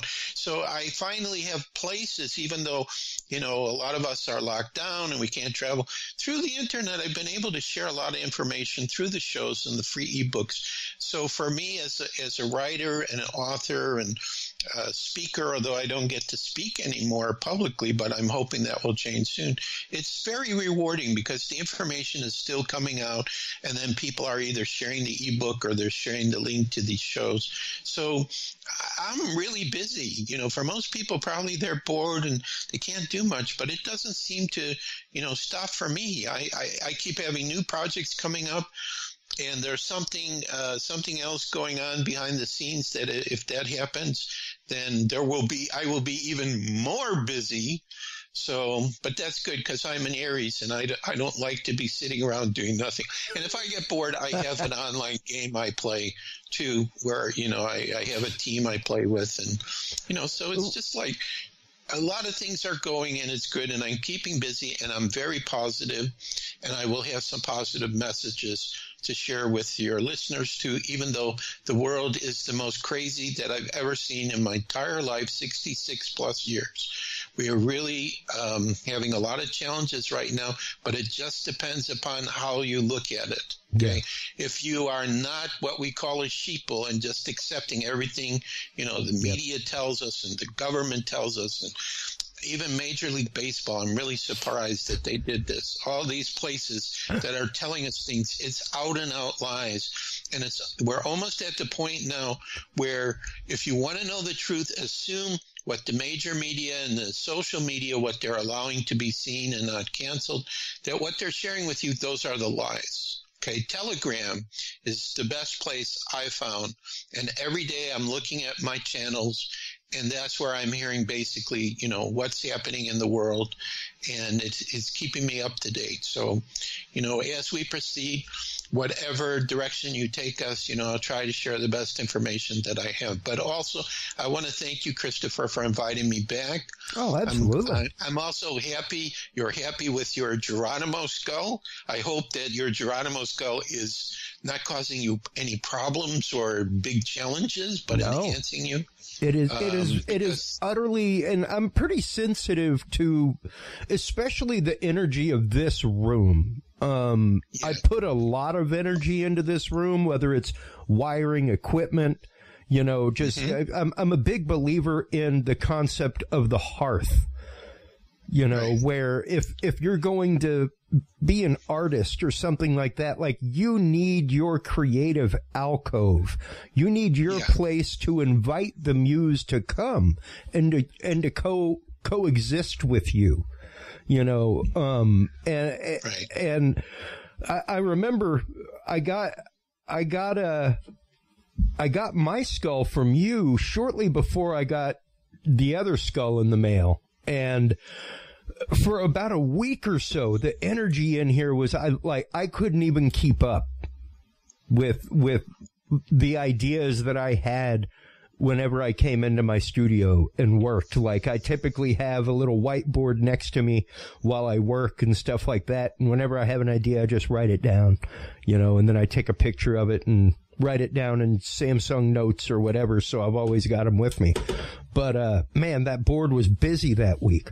It was absolutely busy. And that's why I named this episode, information transmitted through crystal skulls, because even the book that you're working on now, is technically a transmission of that. It's through the exploration of these skulls and the paths that they've taken you down that you've come across this new information and been inspired to write this new ebook even. So even this new ebook, though it's not fully about the skulls themselves, is a spawn of the information coming from the skulls. Well, I would say yes. For me, the skulls, they do the same thing you just described in your room. If, like, for example, my main skull is Portal de Luz, which was made by a Brazilian carver. That's on, well, if they see the screen, it'd be, no, that's the British Museum skull. It would be on one of our books. Portal's not in that one either. If you go to, he's not in there either. You got some of our other skulls. There we go. He's the one facing you on the right. Gotcha. Across from the amethyst. That's Portal. So when he's been around, he creates an energy in the room, just like you described. That's helped me. But I found that I think I've integrated pretty much their frequencies after all these years. So it's like, I don't really need to have them around me for that energy. I probably have a lot of spirit guides around me when they say, oh yeah, Joshua's working on that new free ebook. Let's help to bring some clarity so he'll see, because this new one I have pieces of it in like 100 different directions. Wow. And even though, I'm still working on collecting everything, I'm not really so excited about, then I got to go through all these notes and everything and figure out how to put it together so when the person reads it, it's going to flow and make sense. Like I've been given, this is what happens to me when I write. I'm always given the order, like the chapters, the table of contents. So that's very clear in my mind how to do it. Yeah. But then I got to go through all these little tiny pieces and files to find where different people I interview, oh, now they're talking about that. That has to go in this section. So that's what's going to take me a little bit of time. But, it's fun. And the most fun thing for me is after I write something is to get feedback from people. Did you understand what I'm talking about? Did it make sense? So whether it's on crystal skulls or these other world mysteries or crazy things I'm doing, I just go with my flow, and being a typical Aries, I got to have something new that gets me excited. So, well, and it's interesting because our guest just before you was Michael JS Carter, who's been on numerous shows talking about past civilizations, things like that. Even the idea of bringing ancient knowledge back around, like you were saying, what's getting ready to happen is not something that hadn't happened before. Yeah. And we need to be aware of that. We need to be ready for that, and we need to be open-minded enough for that to be the case.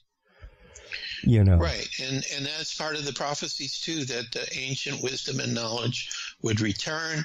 When it returns, it helps us to create a harmonious and peaceful planet, which I absolutely know is definitely in the works and happening. That's why we're going through all of this, both the light and the dark, the truth and the lies. It's all coming out. If a person has eyes to see, they will. I mean, some of the things going on, especially around, I don't know if I'm allowed to say this, the COVID or the pandemic. Sure. It doesn't make any sense. It keeps changing. And it seems like, somebody just wants to keep extending that till forever. And that the whole thing is about the vaccines right now. Everything that happened is up to this point. So, the only thing I can tell people is on Telegram, I hear from a lot of people who have taken that.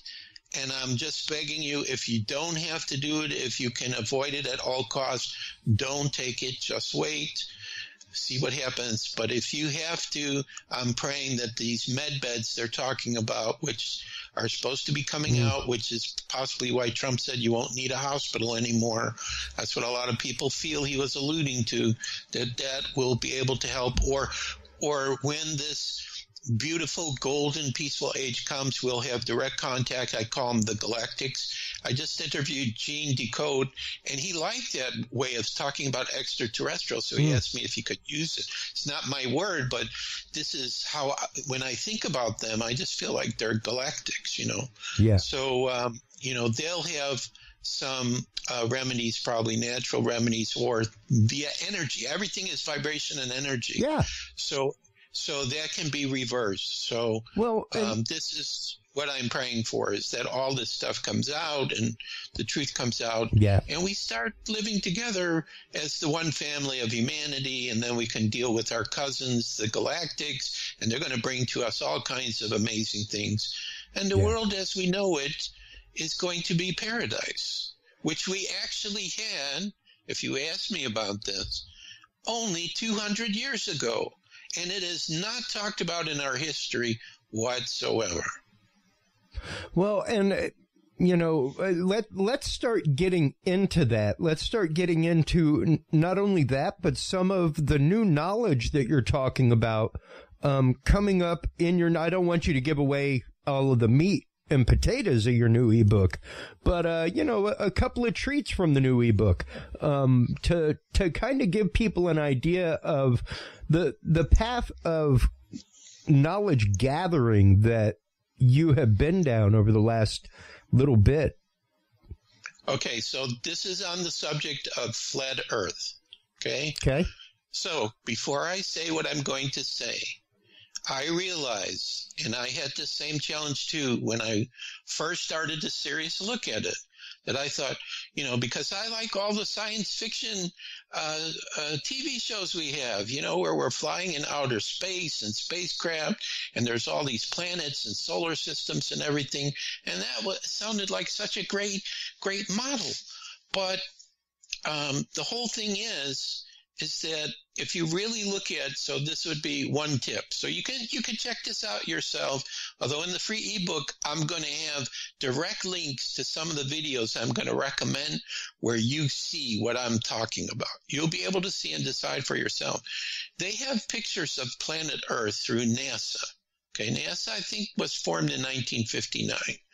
Okay, and there are graphic experts who are looking at like their pictures, like what do they call it, the blue ball, or they have a name for it, and they're talking about that they use Photoshop for cloud patterns on there, and there's fake stuff, and we never see, like from a camera in space, taking a picture of the Earth. It's all these like CGI graphic images that we're being given about the Earth. Now, here's one thing that a person could actually do to see if we are on a flat Earth. Now, flat Earth is defined as we live on a circular flat disk, okay? The North Pole is the center of our world. It's not at the north part, it's at the center. And the outer circle is a wall of ice, a tall wall of ice. So here's one of the things I came across that was very interesting related to the ice in Antarctica. So in other words, Antarctica is not at the southernmost part of our globe, because we're not on a globe, we're on a flat circular disk. Antarctica is at the edge of the known Earth. The total circumference is all Antarctica. Now, it's very interesting related to Antarctica that when they created this treaty in 1959, they made it so no one could claim Antarctica, no countries could claim it, and there are videos that show if you try to take a boat and sail there since 1959, or if you try to fly over there, there are kind of like military or Navy units that will intercept you before you get there, and they will turn you away if they don't arrest you, because they do not want you to see what's going on in Antarctica. So one of the videos that I saw, which I will reference in the free ebook, that I put this link on my Facebook page. So that's another key for your listeners. If you go to my Facebook page, I'm starting to put, like very interesting things that I'm finding. So this is kind of what I'm going to talk to you about. So if you say, well, this blue ice found in Antarctica that doesn't work like other ice, Okay, so there's a video on my Facebook page, and they can't.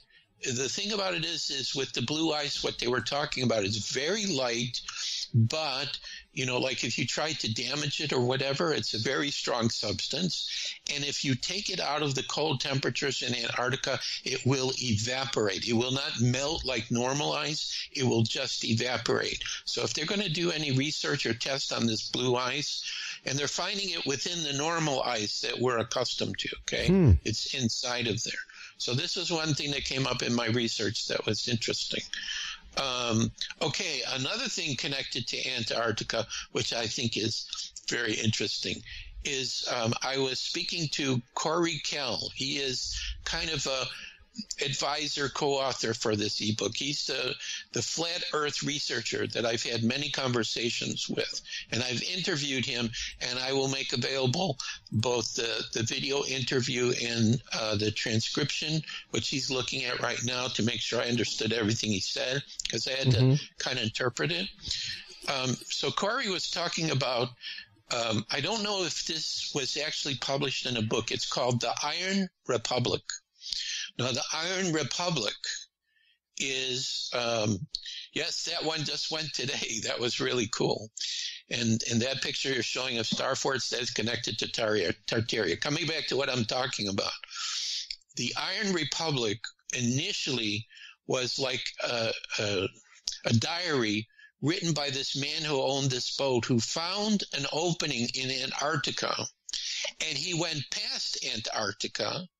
And after sailing in unknown territory that's not charted anywhere, in other words, lands and seas and everything, they came to a land, and the people there said, we're called the Iron Republic. Now, of course, none of us have ever heard of such a thing. And these people seem to be a very peaceful people, fairly advanced. Their culture was quite different, although they look like us. And they were very familiar with our world, but we had not heard of their world, and there were a few other explorers who I guess also found this opening in Antarctica, and they went there. And this place was not cold. You know, it was kind of a normal climate like we have here in the United States, and it was very strange. So I found the Iron Republic, and again, I will put a link to this. I downloaded the PDF of it from the Florida magazine, which published this serial in 1902. It was very amazing.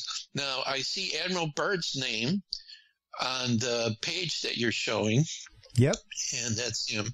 And Admiral Byrd also said, now he talked about the hollow earth. I'm not sure how the hollow earth directly connects with the flat earth, because there are different scenarios of our planet. But he made a comment that he traveled thousands of miles beyond the poles.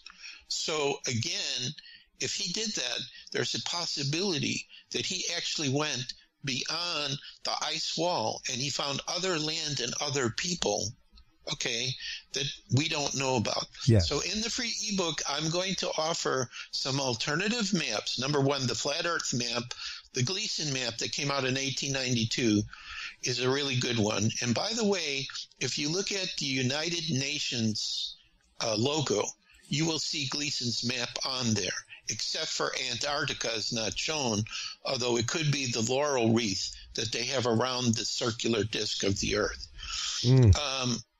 So let me think if there's one other thing I want to talk about that I found interesting. Okay, so here's how you can verify that the Earth is flat and not round. Very simple experiment. You need to have a camera that has a pretty good zoom. So This is what I will tell you. So by Pythagoras' theorem, if the Earth is round and the circumference is around 25,000 miles, the curvature of the Earth will be defined by the following equation. 8 inches times the number of miles you travel away squared. Okay, this is the formula. Now, it may not be exactly this, but it's very close to this. So this is about the curvature of the Earth, because if the Earth is round and you were to go to an ocean, okay, and you were to look at the horizon, the curvature of the Earth should stop you from seeing very far into the distance, okay? So, for example, following this formula, if there was a boat that was 1 mile away from you, the curvature of the earth would be 8 inches. So you could probably see that. But if that boat was 30 miles away, okay, it would be impossible to see it based on the curvature of the earth, because the curvature would be 8 times 30 squared, which is 900. So that's 7,200 inches, which I have no idea how many feet that is, but that's a lot of feet. But what's not happening is if you take this powerful camera and you zoom in on a boat that's 30 miles away, you will be able to see it because the earth is flat. That's a simple test that anyone can do, okay? And there's so many examples of this scenario. Now, it doesn't stop there. What about a balloon from an amateur? Okay, so let's say they'll say, well, you know, you have to be really far up on the earth to see the curvature. So there's been amateur balloons that have been able to go 120,000 feet up into the sky, which is about, what did I figure out? About 24 miles up into the sky is 120,000 feet. Airplanes go 35 to 40,000, so that's about 7 or 8 miles into the sky. But what happens is when they put a camera on there and they start looking at the horizon in 360 degrees, the earth is flat. There is no curvature. If the balloon is that high up, it should see the curvature. Now, so these are just some things that come up, and of course there are going to be people on the other side that say, no, that's not the way that it works, and they'll show you all these formulas to explain why the earth has to be curved and everything, and none of us will understand what these formulas are saying, okay? So the two different scenarios of how it works is either a heliocentric model or a geocentric model. The heliocentric model we were taught in school talks about, you know, there's this gaseous sun 93 million miles away. It's like 500 times the size of the earth or more. Yep. I don't remember. And we're orbiting that sun, and our earth is also rotating at 1,000 miles an hour. Now let's talk about that. If the earth was rotating 1,000 miles an hour, okay, then how come none of us feel any motion? Okay, so this is another thing they bring up. Nobody feels any motion from this, you know. We feel stable, like, you know, you and I are sitting in our room. The world's not vibrating and moving like crazy. But here's the thing to think about if it was rotating.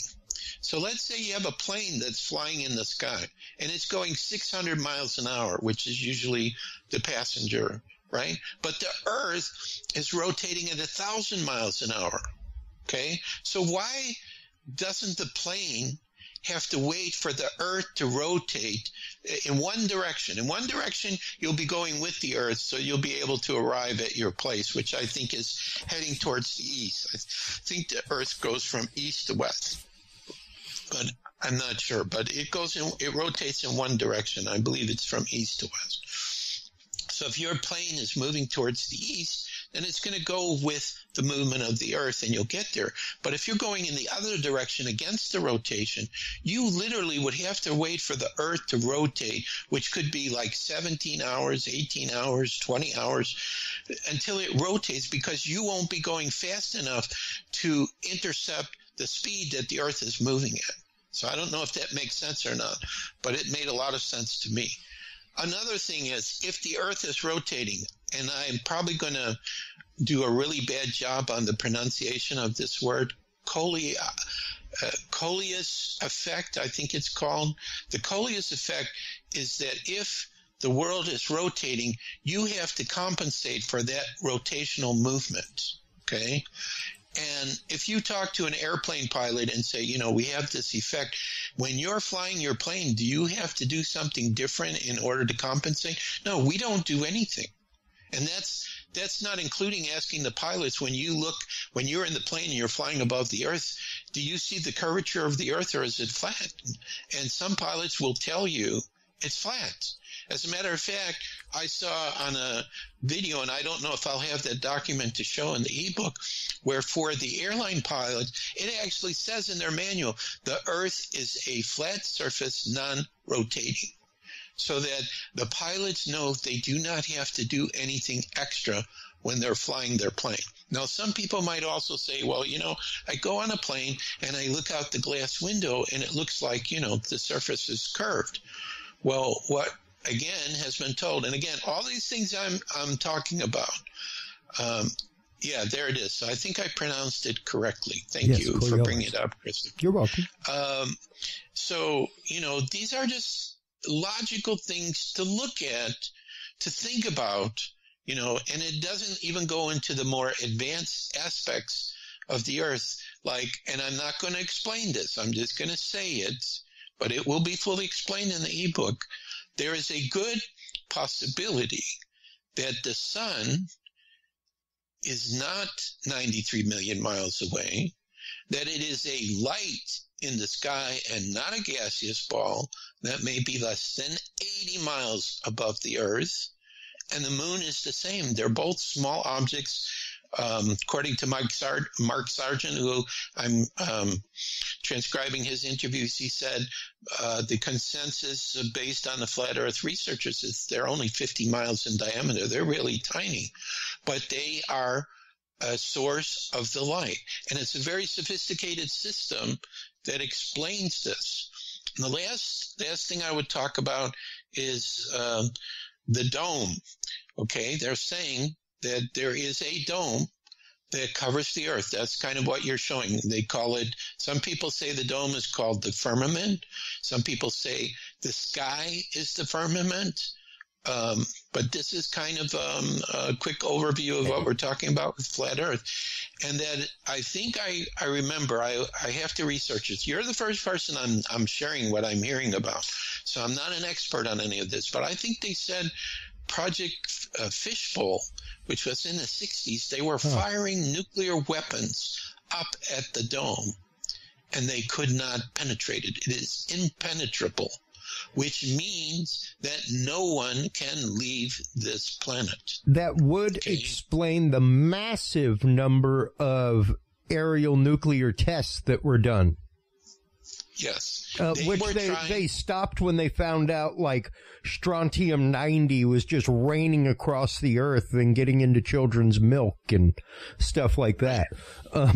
So they learned that they can't. And I'm trying to remember, there's this one guy I'm talking to on Facebook, Georgie, who says the dome is an electromagnetic plasma vortex. That's what he called it. Now, plasma seems to be connected to a lot of aspects of our Earth, and we hear plasma in many science fiction shows. Like every time I watch Star Trek, whichever version I watch, they're saying, well, the plasma manifold blew up and it's not working, or we're venting plasma. But I never really thought about, well, what is this plasma? So the only way I can describe it is I'm told plasma is the how do I say it? The state of it's above gases. It's a fourth state of matter. Fourth state of matter. That's right, Christopher. That's the way. It's the fourth state of matter. It's above gases. When it cools down, it will become a gas. Just like when gas cools down, it becomes a liquid, and so on. And right, I see you're showing all these different layers of the atmosphere. As well as their temperatures there. Which, if you notice right there in the thermosphere, is where aurora show up, which is plasma. Right. So yeah. The Earth is electromagnetic in nature, and it's very balanced. Yep. And what's been happening is, like with 5G and all our technologies, they're trying to unbalance that. And because it's balanced, like insects and animals, their lives get thrown out of sync because the electromagnetic field of our planet gets thrown. So they talk about this dome, which the Bible may refer to as the firmament. But here's the other clue.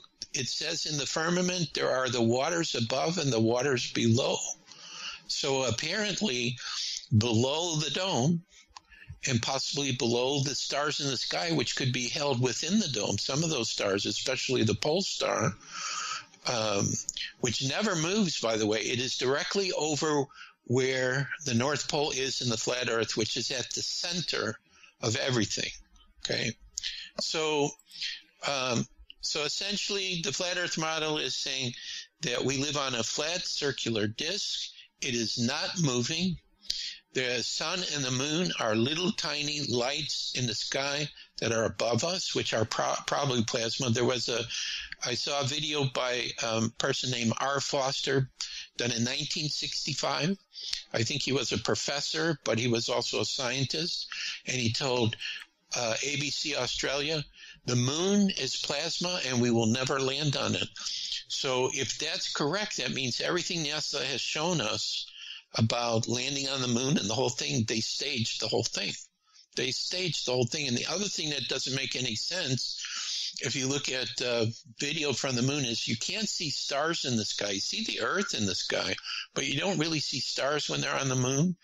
And who filmed when they landed on the moon the first time, the lander lifted off from the moon? Who was left there to videotape that and do that? We didn't have technology that could automatically look at, this lander leaving the moon surface. So the only thing that I'm trying to present,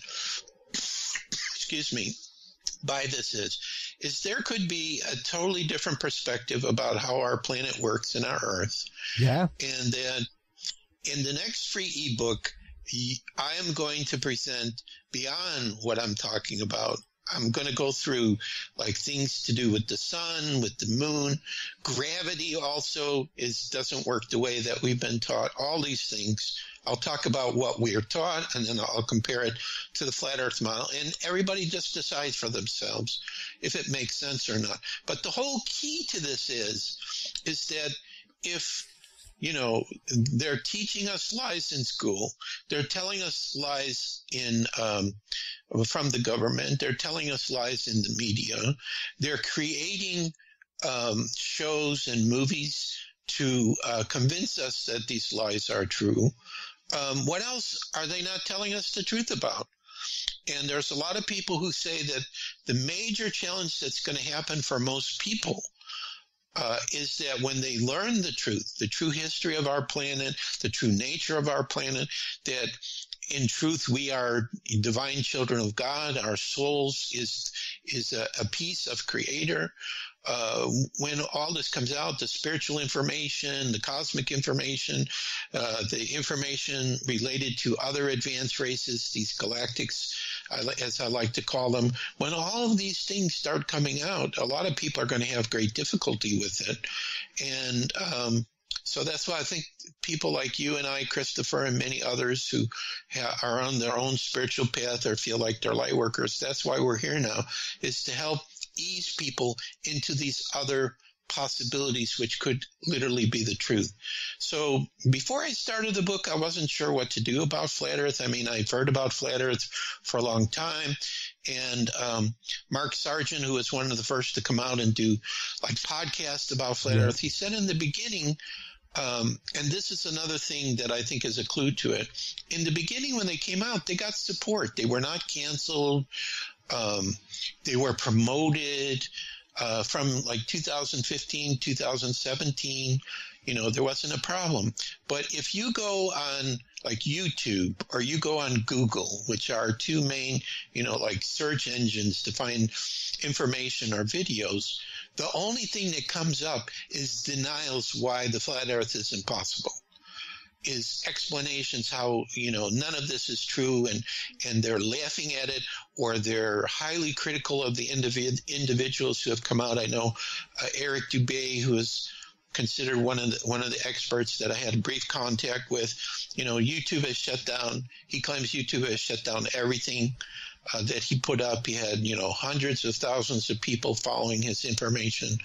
So, we're in cancel culture right now, and all I know is whatever it is they cancel it because usually it has the truth, whether it's about, COVID or history or this flat earth. I mean, when I listen to the flat earth and then they say, well, look at what the heliocentrics are saying. Let's take gravity.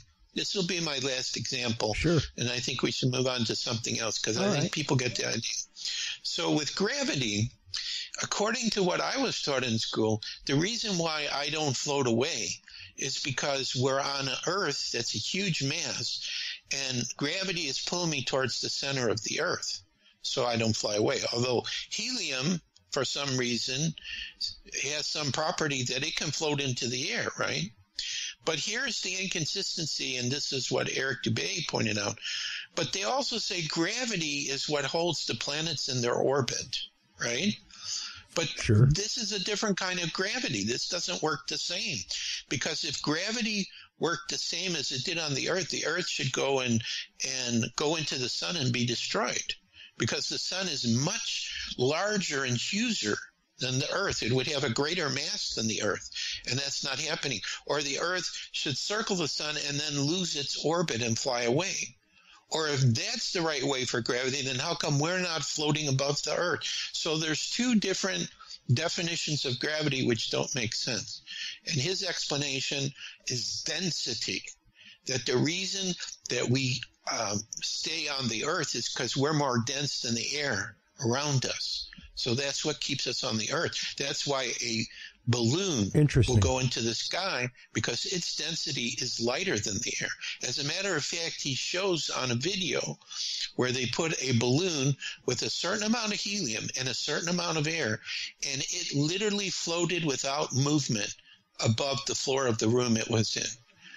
And the other thing, too, that would explain anti-gravity would be the electromagnetic fields. Like I saw another experiment in a video with a piece of paper where it had two metal discs, and he switched the polarity, and the paper went from being attracted to the lower metal plate to the top metal plate. And all he did is switch the polarity. Sure. So electromagnetism also has something to do with what holds us on the Earth. So this is another aspect of it that's kind of interesting. So they all point to, and I forget this guy's name, it's this famous scientist. He had a show where, he's talking about science, and I can't remember his name. Maybe some of your listeners will know. And he holds his microphone, and then he just lets it drop. There, that's the proof of gravity. Well, according to what I just told you, the microphone dropped because it's more dense than the air, and so it just fell to the ground. His name's at the top. Everybody hears about him, and so on. So the thing is with Flat Earth is, hopefully through the ebook, I will try to write it in a simple manner as possible that everyone can understand it. Or I'm thinking too. Well, there's one other thing I'm going to say. There's Corey Kell was what did he call it? Applied geometry. They used that in the military. So besides the fact he said that when they fire their weapons or their cannons, again, they don't have to do anything special because the Earth is rotating.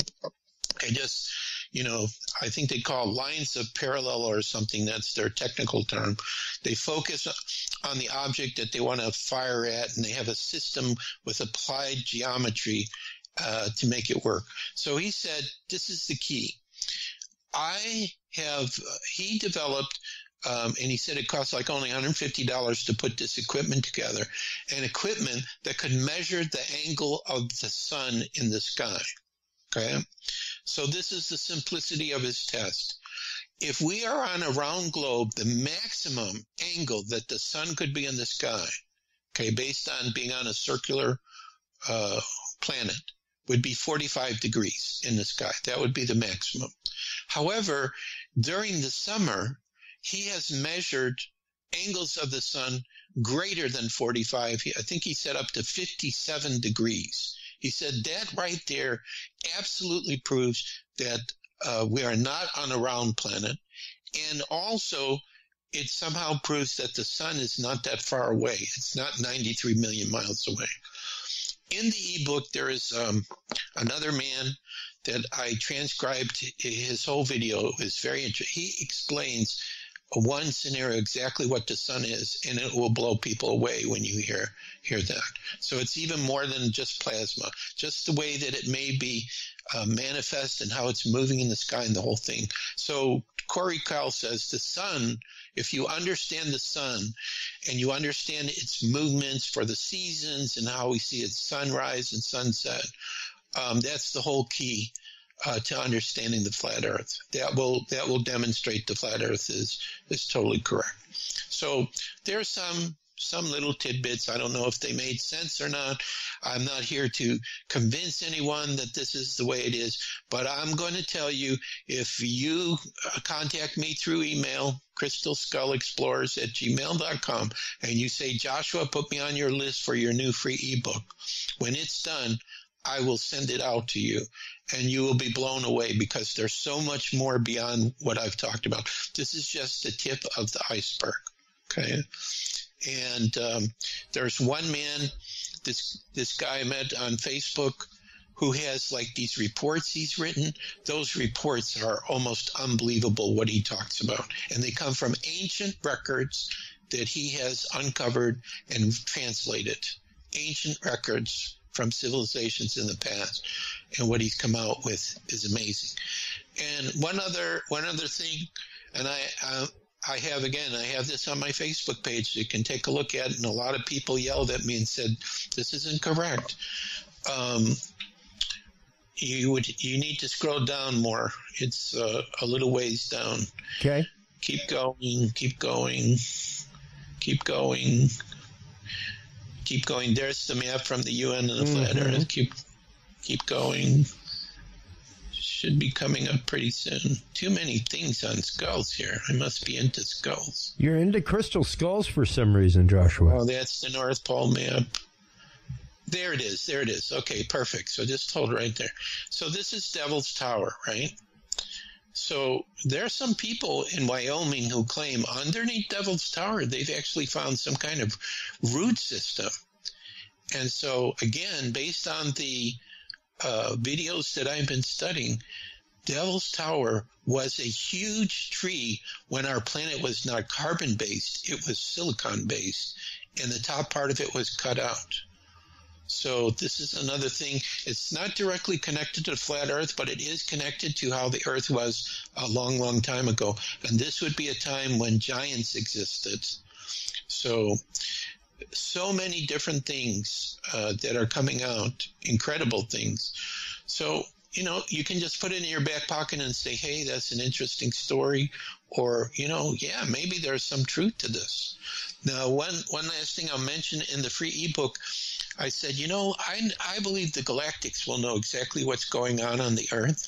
So I have a friend who channeled for me his buddy Heltar, who's a Pleiadian, and that was an amazing conversation. So I won't say anything more than that, but the Pleiadians knew absolutely about what I'm talking about here. So if you want to see what they had to say about it, that'll be in the free ebook as well. I've tried to put in there everything I can possibly think of. So it's just something, take a look at, see if it makes sense. Or a good video, I'll give you a key, good video to watch if I've, got your curiosity. There's this person called Iwar Anand. I think he just showed up this year. And I watched this video on Tartaria, but it's called The Lost History of Flat Earth. So if you look up Iwar Anand and The Lost History of Flat Earth, you'll hear about Tartaria. You'll hear they knew the Earth was flat. That's how they created their free energy system. And he has some parts of Flat Earth, but then he did another one, which I can't recall the name of. I think it's What Happened to Earth or something like that. But if you look up his name, Iwar, Ewaran, even though if you look up Flat Earth or Tartaria, his videos won't come up in the top, but if you look up his name, you'll see his videos. Those 2 videos, only 13 hours of watching, so you really want to put aside a weekend where you're totally bored. You'll be astounded, what he's talking about. Has a big following. There's a channel where we discuss things connected to what he's talking about. And so quite a bit of the information I'm sharing comes from him, but I'll have links in the ebook, like he has video of the ice wall, so I have a link there so you can see what that looks like. And, another link about the blue ball that NASA shows us, that it's, photoshopped and all these things. So very interesting. So, Christopher, I turn it back to you. I've been talking for a long time here. That's all right. Hopefully what I was talking about made some sense. Absolutely. And, it's interesting because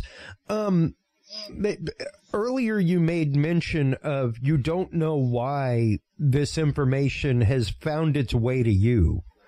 Much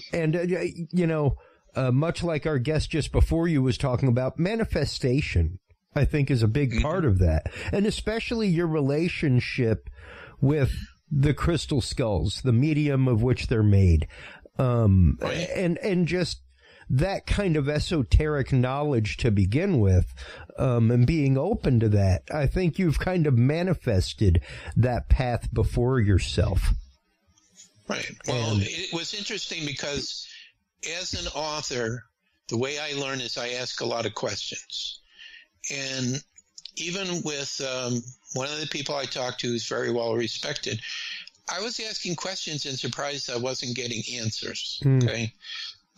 But it's because, like you say, of my background being involved with the spiritual and the paranormal and the whole thing. And there was one person I asked too many questions of that got upset with me, saying he's a newbie, he needs to study more and the whole thing. And she didn't understand that, once I get involved in something, and I've only been really looking at this seriously for, maybe a little over 2 months. I'm gonna absorb it. I'm gonna keep asking until I understand the concept. Like, I kept asking everyone, how high above the flat earth is the sun? And I still don't have a good answer. Okay. I have people saying anywhere from 80 miles to 3,000 miles. I think it's lower than that. So in this interview, we don't know everything. Okay. But there is a lot of evidence to support this model. And also there was a lady, one of the researchers interviewed, who was 102 years old when she interviewed. And he asked her, when you went to school, which must have been in the late 1920s or 30s, what did they teach you about the earth? Oh, it was flat. But then it changed and it became round. Okay, so she learned when she went to school, 90 years ago or whatever, that the earth was flat. So, interesting. There has to be something to this, okay? When I listen to the people who talk about it, they're not crazy. They also were like me. Beginning, they didn't accept it. They said, I've got to test, like Corey Call, I got to test it. I got to look at the sun. He used applied geometry and his measurements so that we're not on a round planet and the sun cannot be 93 million miles away. Okay, that's what his research showed. Okay, now it can be presented to other people and they can say, oh, he doesn't know what he's talking about, throw it away. So that's why I say everybody has to decide for themselves with it. So it's just very fascinating. Well, and that's just it. It's the fact that you have to be willing to accept new points of datum, accept them as just a point of datum, and then filter the information and see what it comes up against with what you believe and hold to be true. And, I think that we've gotten lost in a lot of the quote religion of science. And, one of the big things that I bring up regularly on this show is don't forget at one point, folks, it was a conspiracy theory. So much so that you would be excommunicated from the church. You would be driven out of town. You could even be burned at the stake if you said that the earth revolved around the sun, or that the earth was round. And that's less than 500 years ago. Our civilization as mankind has been around for 10,000 years. So only in the last 500 years has that become the common standard of science. And the thing is, science is not supposed to be static. If it was static, then my son's astronomy chart in his room would have Pluto on it. But it doesn't. Not like mine, not like my astronomy book that I still have from high school that has Pluto listed as a planet. That science changed. Oh, wait, I got another bombshell that I think is going to drive people crazy. You know, I'm not saying that I am of the flat earth camp, but I am of the camp that is willing to explore the theorem, or explore the hypothesis, because according to science, you're allowed to hypothesize anything in the world, and then through testing, you prove a theorem. Right. Here's another bomb that I saw with Go ahead. The Lost History of Flat Earth. So there's these cameras that exist, P900 Nikons. They have a very good zoom. So what people are doing is, you know, we have mapped in the sky which lights represent the planets in our solar system, right? So like Venus, Mercury, Mars, Jupiter, Saturn. So they start zooming in on these lights in the sky. And what do you think they see? They don't see planets. They see flickering lights like stars that are dancing. There you go. This camera must be really good. That are dancing in the sky almost like they're behind some kind of fluid or water. Again, Mark Sargent said this in his interview. So he was acknowledging that people are seeing these dancing lights, but they're also, if you slow them down, it's almost like they're broadcasting sacred geometry, which is known as cymatics, which I didn't know anything about. So that's another thing that came up in my study of this. Cymatic is where, like, if you take a bowl of water and you put a speaker underneath and different frequencies of sound, different hertz of sound, all kinds of amazing geometric patterns come out. Well, when you slow down the light of these so-called planets, which really are wandering stars, that's what they're calling them in the flat earth community, they're showing these geometric patterns. They're not showing you, a physical planet. So Mark Sargent wasn't sure if they're sentient or not. Are they sentient? He didn't know. But so anyway, if you really get into it and you don't make any judgment at all, and you don't try to talk yourself out of it, you just look at all the evidence. And everything I'm talking about, I'm going to be discussing in the free ebook with links to some of these key things, so you can watch the video, make up your own mind. There's something going on around our Earth, and the flat Earth model may not even be complete, because, like I said, if there's land beyond Antarctica, there could be other domes on top of our dome. There could be other continents. It could be the galactics aren't coming from outer space, which, by the way, outer space doesn't exist. So this was the other thing I was thinking to say. I just saw an article where a satellite crashed, and guess what was connected to it? A helium balloon. If we do not have outer space beyond the atmosphere, whatever they call that level of atmosphere, that means that the only way you could have a satellite go over the Earth is if you have a helium balloon, okay? Because it's not going to stay up there. There is no vacuum up there for it to sit. So that's just another thing for consideration. So, I mean, there's just too many little tiny nitpicking ideas that come out when you really are open to take a look, that you have to think about it.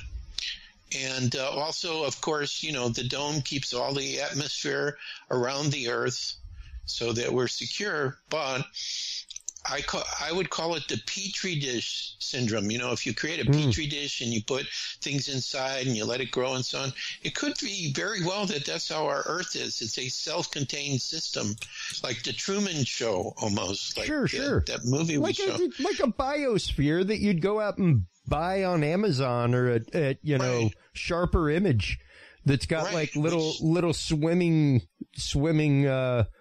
shrimps and stuff on your desk. Right. So if this is the way it is for our world, it could be that other worlds that exist are the same. And we could be stacked, bio worlds, one on top of the other, and, not even be aware of it, because that's what Corey Cowell kept saying. He kept pointing to the side. Instead of pointing up where these other beings are coming from, he kept pointing on sideways, to the left, to the right of us, could be other worlds similar to this. Yeah. And then the other thing is, if there is no outer space, what's out there? I'm thinking Star Trek Voyager had this race, I think they were called 8472 by the Borg. I don't know if people remember them. They came from fluided space, which means it wasn't a vacuum. It was kind of a liquid. And this is kind of what I'm leaning toward, maybe outside of our dome, is kind of a liquid type of space. Or Corey Cowell even said maybe our dome is underwater. We might be underwater somewhere. So the whole key to all of this, whether a person agrees or not, is that what's going to be coming out here, the truth, it's just going to blow a lot of people away. It's just going to blow a lot of people away. So if there is no outer space, there's the beings in Star Trek I'm talking about. I actually just watched one of the episodes of Star Trek Voyager where, there was one of these. No, there were two episodes, actually. One where they duplicated Star Trek Academy and the Earth, and Voyager ran into them, and they had to make peace with them. And another episode where one of them was left behind in our universe, and they tried to send him back, but they couldn't do it. So a lot of things we see in science fiction probably are clues to the actual truth of what's really happening. Well, and it's the fact of science fiction being a reality now is, it's beyond question. We're talking about the fact that it's been confirmed that CERN has created matter from light. That's 2 steps away from saying, "Replicator, give me an espresso."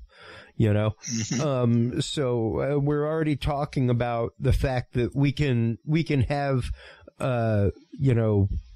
photon sails, things like that on interstellar craft, that kind of stuff. All we got to do is get the parts launched to assemble it in space, that kind of stuff. So with all of your research that you've done in this, before I let you go, Joshua, with everything that you've talked about this evening, everything that you've been led to, and everything that has been revealed to you over the years through the crystal skulls, why do you think that the information is disseminated in this way? Why do you think that there is that cabal of knowledge, so to speak, those ancient traditions and ancient teachings that, when you look at them, are more than likely held pretty true, but yet still, for some reason, they're pushed down, they're pushed away, and the evidence, because even, the reason I brought up the whole Admiral Byrd thing is because, hey, you can't fly over that area. Right, where Admiral Byrd went in. You can't. Right. So either he went into a hole in the earth 1,000 some miles, or he went beyond Antarctica 1,000 miles. We don't know. Yeah. But it's interesting. After he made that announcement publicly, he passed away within a year after that. Yeah. And he was told that he was not allowed to really talk about what he saw. Yeah. And at the same token, you got to wonder, from the military point of view, is it the fact that, is there something there? Is it the fact that you defend the fact that you put a straight up Lulu in charge of something and made him an admiral? Either one of the two things happened. What was the whole reason behind his Arctic expedition? Not one, but 2 of them.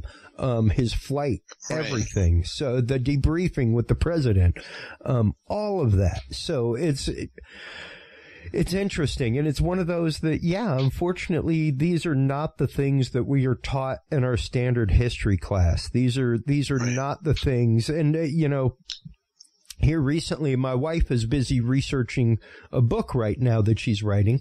Excuse me. And the Salem witch trials play into this book. And now, granted, she grew up in Boston. She's been to Salem numerous times with me. It's one of my favorite cities in the country. Right. But she was like, wow, there's so much of this history that I was just unaware of. Like, she's just been digging into it and digging into it. And through it, she found this website, which is basically like a curriculum building website for teachers, where it's like, so here's a topic in history. Here's how to cover it for, like, kindergarten through third grade, fourth grade through sixth, like the different developmental levels, where literally, like, this is what part of it they can grasp, so you can glaze over it, but you can't really dig deep yet. That'll come in 3 years when their brain can really grasp the consequences of what those actions were and how it bridged the gap between these two individual events, Right. So to answer your question, I'll try to do it briefly. Go ahead. I believe that there was a great civilization that existed before ours, known as Tartaria. I've seen a map from 1771, the Encyclopedia Britannica, that shows Tartaria existed. Like, the main part of it was in the area of Russia. But it had, I don't know if you want to call it colonies or extensions everywhere, including in Canada and the United States. There was an article written in 1858 that talked about ruins in the United States. I don't recall ever hearing about ruins in the United States. Now, the reason I bring up Tartaria is that it is not shown in any history. We have buildings left over from Tartaria which are extremely advanced, like the Taj Mahal or the Arc of Triumph in Paris. These are very advanced structures that no one had technology when they say they were created in the 1500s to the 1800s. Impossible. They have geometries inside of these buildings. So this is what I think happened. I think that there was what is called a reset, just like they're saying we're going through a great reset now. So it seems to be a parallel happening here. So I'll tell you how this reset, this is what people believe how this reset worked. Now, according to Gene Decode, who I interviewed before, so again, his link is on my Facebook page if you want to hear the conversation I had with him 2 days ago. We talked a little bit about Tartaria. Yep, that's one of the maps of Tartaria that still exists. And we're going to hopefully do another show where we're going to go through the slide presentation I have on Tartaria and both give comments about, what people are seeing. But what he said, and this was verified by my friend that Heltor spoke through, who's the Pleiadian, that they worked with, how can I call them, not so nice galactics, which I think they're still doing now. We're talking about like globalists or elite or whatever you want to call them, the people who think they're in charge. And they used advanced weaponry, and they got rid of all the Tartarians. They destroyed them. They buried their buildings. There was some kind of mud flood that's talked about with Tartaria. And then there were all these fires that occurred in the mid to late 1800s in many American cities where they were destroying more buildings. They wanted to destroy all the evidence. So a lot of the cathedrals we have now, they're not religious places of worship. They were buildings from Tartaria that was used to help them with their free energy. So they did a complete reset on Tartaria, and that was started like about 200 years ago. It's hard to imagine with the histories that we've been taught. Then what they did is they re-educated. Where did all these foundlings or these children come from? Refugees, there were all these children that just appeared out of nowhere. They re-educated them all, and some people connected to Tartaria said that every single language we have today, they invented it. They're only 200 years old. All the religions, they invented it. It's only 200 years old. sacred ruins that have histories behind it, like Stonehenge, are fakeries. So again, the whole history of everything that we've been taught in the past, and this one person on Facebook I've been talking to said Rome, Greece, and Egypt did not exist. So it's like what I'm talking about is there was a reset done from Tartaria, and now I think this is where these people want to go again, using, the big V things to depopulate the earth, to reset everything because we have too many people here right now.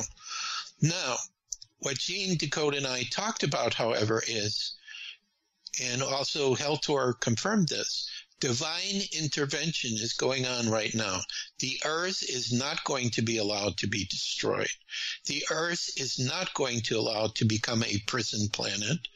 Okay? There is not going to be a separation of categories of people, of different levels of people. It's going to be equal. We're going to go back to how Tartaria was. One of my free ebooks, I have 2 experiences that I share. It's called Messages from Argus, where I saw the future, and I know that we're going to go toward a positive future. So the last thing I would share is, and this again, I talk a little bit about in this book, and then hopefully you'll give me time to give out the website and again how to get all these free ebooks, is there was a man interviewed by Carrie Cassidy named Bill Woods. And Mr. Woods worked with a device called Project Looking Glass. Project Looking Glass was developed probably by the globalists. They took it from the Stargate technology. There are Stargates that do exist. It was given to them by not-so-nice galactics, I would assume. And what Project Looking Glass was about was a device where you would stand in the presence of it, and I guess you would think about or visualize some kind of project or activity you want to do, and it will reflect back what possible results could happen. Okay? So in other words, it would tell you, like, let's say you want to start a new business and you have 5 different ideas. You could think about each idea, and then what you could do is, as you're thinking about each idea, what would be reflected back is what that future could be. It's almost like parallel timelines. The idea where we have other aspects of ourselves making different choices. Sure. So it's almost like this device could do it. Now, according to Mr. Wood, in 2012, no matter what scenario, no matter what project, no matter what plan you wanted to create to the future, it would only show one future happening. One. And it wasn't the future that they wanted. So Genie Code was saying, so what happened is he calls the good guys the Alliance, light that's fighting the dark, because we have this undeclared war going on behind the scenes. I think it's pretty obvious. He said that the Alliance or the Whiteheads, they got Project Looking Glass, and they were able to see every single thing that the cabal or the globalists would try, so they would know how to block it. And Mr. Woods said that basically what he observed in this is that a higher power is saying there is an awakening happening to humanity. And in a way, all these kind of dark, challenging things are waking people up in some way. They're either waking up and saying, hey, I haven't been told the truth, or hey, I want to know about all these other things, or their spirituality is being awakened. So there is a great awakening that we're in the process of happening. Now, the other thing I talked about with Gene Decode was, I see 3 scenarios about what happens to people during this great awakening. And he believes that those who will awaken to their spirituality and the new heaven and new earth, which I call the golden dawn or golden age, whichever you prefer, that there is another version of the earth that some people are already seeing will go to, and everything is going to be peaceful and harmonious. And those people who do not, through free will choice, accept that positive reality, they're going to stay here, and they're going to have to go through Armageddon. They're going to have to go through, all this mad stuff. Now, that's what he sees. I'm not sure. I'm thinking that as the truth comes out and as the advanced technology that's been withheld from us starts coming out and we start re-educating people and doing everything following God's law and respecting each other and living harmoniously and dancing in the street and joyful and everything, that this will be the catalyst that will awaken the people who are on the fence. Okay, so they'll come around, but certain people who absolutely are fighting this or whatever, I feel there's another earth being prepared for them where they have to go through what we call the 3D reality of competition and ego and all of that. So, but we believe the timeline for this earth is going to be positive. That's the only thing that I've seen. So it doesn't matter what the media is saying or the horrendous challenges that are going on or all the weather or whatever. We are moving in that direction, and it's God's will. And Heltor said there will be divine intervention that will happen for this. So if you agree with me, even though you may not understand from this moment here, because tomorrow's 9/11, I have no idea what's going to happen tomorrow, if some crazy things will go on for 9/11 tomorrow. Yeah. But even if you don't understand step by step how we're going to get there, because it may look impossible, may look like the globalists are winning. They're forcing everyone to get vaxxed, like what's happening in Australia. It's, a total lockdown. That's their test case, is what I'm hearing from people from either Australia or on Telegram. It looks like, nothing's going to stop this. Now, we do have a clue that Gene Decode brought up yesterday. He said, there was this earthquake in Mexico City, right? I said, yeah, I heard about that. He said, but look at these strange colored lights that are flashing in the sky while the earthquake's going on. I said, yeah, I was curious about that. That's not lightning. There is fighting going on between the forces that are in the underground military bases called DUMS and the Alliance spacecraft. They're firing like laser-type beams or things, and you can hear – I heard explosions in the video people were taking. So that could be a sign that everything is starting to turn more towards the positive. So the key is, and this is what I recommend to everyone, is visualize in your mind, well, what can it hurt to do this? And look at this vision every day. What would the world be like if we had total peace, total harmony? What would that world look like to you? And every day just visualize it and don't accept anything else that's told to you of what's happening, any explanations. Like even Afghanistan, I don't think they told us the right explanation. Gene Decode again said the reason Afghanistan happened is that they had a lot of poppies in Afghanistan. Yep. And apparently the Taliban burned those fields.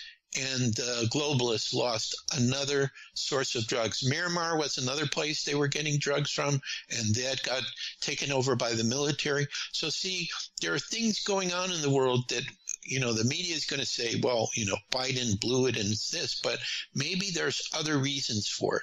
So if people just visualize this, peaceful earth, and through the geometric multiple, like Ken Keyes wrote about the 100th monkey. Well, which of us will become the 100th human to visualize peace, and in the next instant, once that 100th person does it, peace instantaneously is all over the world. This is how powerful we are, because we are divine children of God. And everything that exists in every reality, in every dimension, in every universe is through the power of Creator's mind. Creator visualize, because Creator wants to experience every conceivable reality. So this is my take on, like what happened before. It's being tried again, but it's going to fail this time. I absolutely know this. How do I know this? Arjus is who I will be in this lifetime, in my future. He says he's in 2037 to 2040. The world already is at peace by that time. He's showing me scenes of it. So it's like, if my own self in the future is going to show me that, who am I to disagree with my future self? Although he changes his name. But then I say, well, Arjus, then tell me, how are we going from here in 2021? What are the steps and the activities happening and everything? Sorry, I can't tell you. Then you won't become me. You will go through those experiences. Because on the level of spirit, there is no time and space.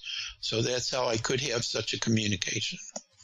So let me finish up here with our website for crystal skulls. Absolutely. We'll talk a little about all these new skulls we have that just arrived. I believe it was Wednesday. That are looking for their guardians, the Geronimo Juniors, and also the free ebook. So our website, as he's showing you here, is cse.crystalskullexplorers.com. And I'm sure, Christopher, you'll have this listed somewhere. Oh, absolutely. With the video.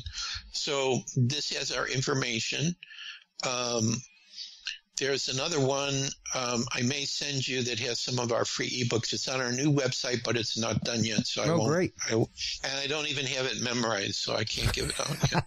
No worries. No worries. My email, now these are the 5 free ebooks we have. So, of course, Crystal Skull, only 100-some pages. Are We in a Computer Simulation is another. Tartaria, that's the last one I did in July. What else do I have? I have a high-level summary of what's going on right now, but it's from May, but I still think it's there. However, I will caution you if you ask me about it.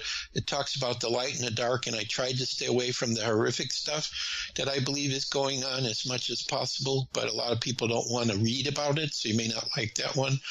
And what's the other one I have? Boy, I can't believe it. I just sent out all 5 today. Well, anyway, just write to me and I'll tell you the 5 subjects. crystalskullexplorers@gmail.com is my email. And then Flat Earth will be the next one, which I don't know when that'll be ready because I have to transcribe these videos, and I haven't been able to find people who have time to help me with that. So it's taking me a while to do it. It's like I can do 5 or 10 minutes a day of just listening and transcribing. Yeah. But eventually that will be out as well.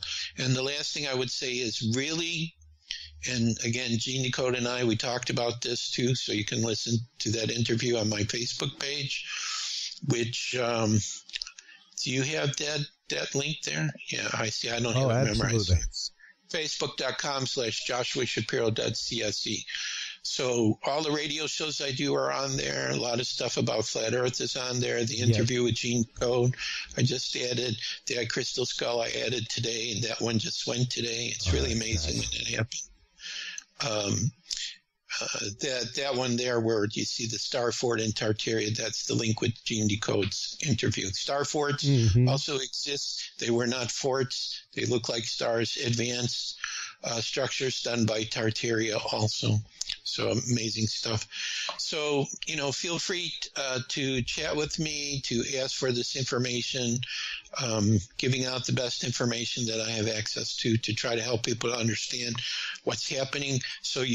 So the key is do not come from fear. Do not give your power away. If something doesn't resonate with you, you don't have to follow it. And a lot of people on Telegram saying, if the government says to do something and it doesn't resonate, do not agree, because this is the key. If people start waking up and we say, hey, we're not going to follow what you're telling us to do, they have no power. Yeah. They have no power. And the other thing I will say is I saw a document that purportedly, and it's describing exactly what's going on from the globalist point of view, that they're constantly interjecting poisons, whether it's through the sky, our food, our water, our medicines. They talks about we'll inject a poison and then the solution will be another poison. But it said one key thing in there, and it relates to this idea of people waking up and not giving their power away. It said, Prime Creator is only allowing us to do this because the majority of people are going along with it. Through their free will, they are agreeing to this.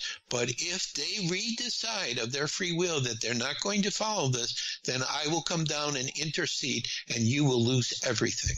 Yeah, so this is the most guarded secret that they have, is that we don't understand what they're doing, and we do not challenge them. Well, it's the fact that once you relinquish your free will, it's that game over on your side. Exactly. And that's what Gene Decode was saying to me about the big V. is almost like you're showing the universe, I'm giving my power away to this because I'm told that I need to have this. But the statistics are showing, I don't even know how many people have been affected. Hundreds of thousands of people have been affected by this. And so many people coming into the hospitals have taken the vaccine, and now they have COVID. Now, what's that about? Doesn't make any sense. Anyway, that's another subject. I know you've covered it. But it's just what I'm saying is the whole thing is you have to have a conversation with yourself and say, okay, I listened to Joshua, flat earth, does that make sense? Yes or no? Well, Joshua is absolutely insane. That's okay. That's fine. I thought this is flat earthers too. So you have to decide. Same thing with everything offered to us now about explanations about why things are happening. Does it make sense? Does it feel right? Does your intuition tell you that this is something important? Okay, because you have free will. Whatever you decide is in divine perfection. But, will your decision be for your highest good? That's really what you have to have. Do what's right for you. Do what's right for you, everybody. That's exactly it. And if you don't get an answer, don't make a decision. Yeah. If you don't get an answer, don't make a decision. It doesn't matter if your father, your mother, your brother, your sister, your cousins, your grandparents, they put a pressure on you to do something and it does not feel right. Do not give your power away to make them happy. Yeah. There was a message I saw by the Pleiadians that this is one of the mistakes that human beings have, that we try to make all the other people around us happy and give our power away to not be ourselves so they'll be happy. That's not what it's about. You have to stand up for who you are, and this is the line I use when I come into contention with someone. Okay, we need to agree to disagree. Yep. I honor where you're coming from. This is your truth.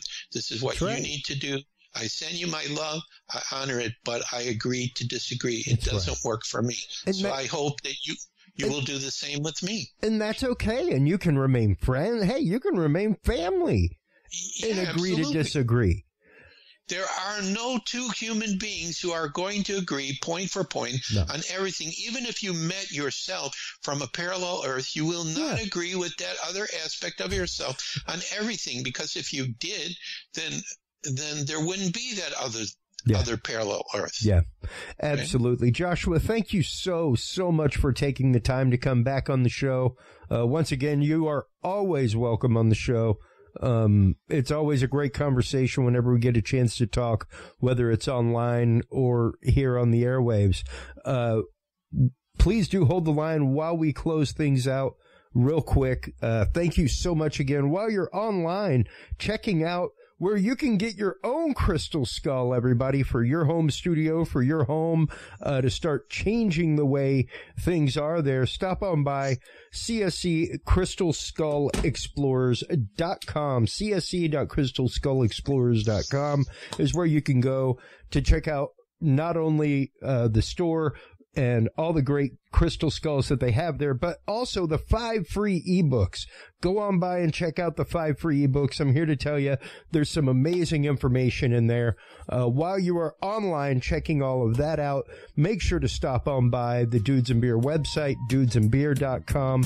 Make sure to stop on by. Don't forget our call to action is to Google Curious Realm.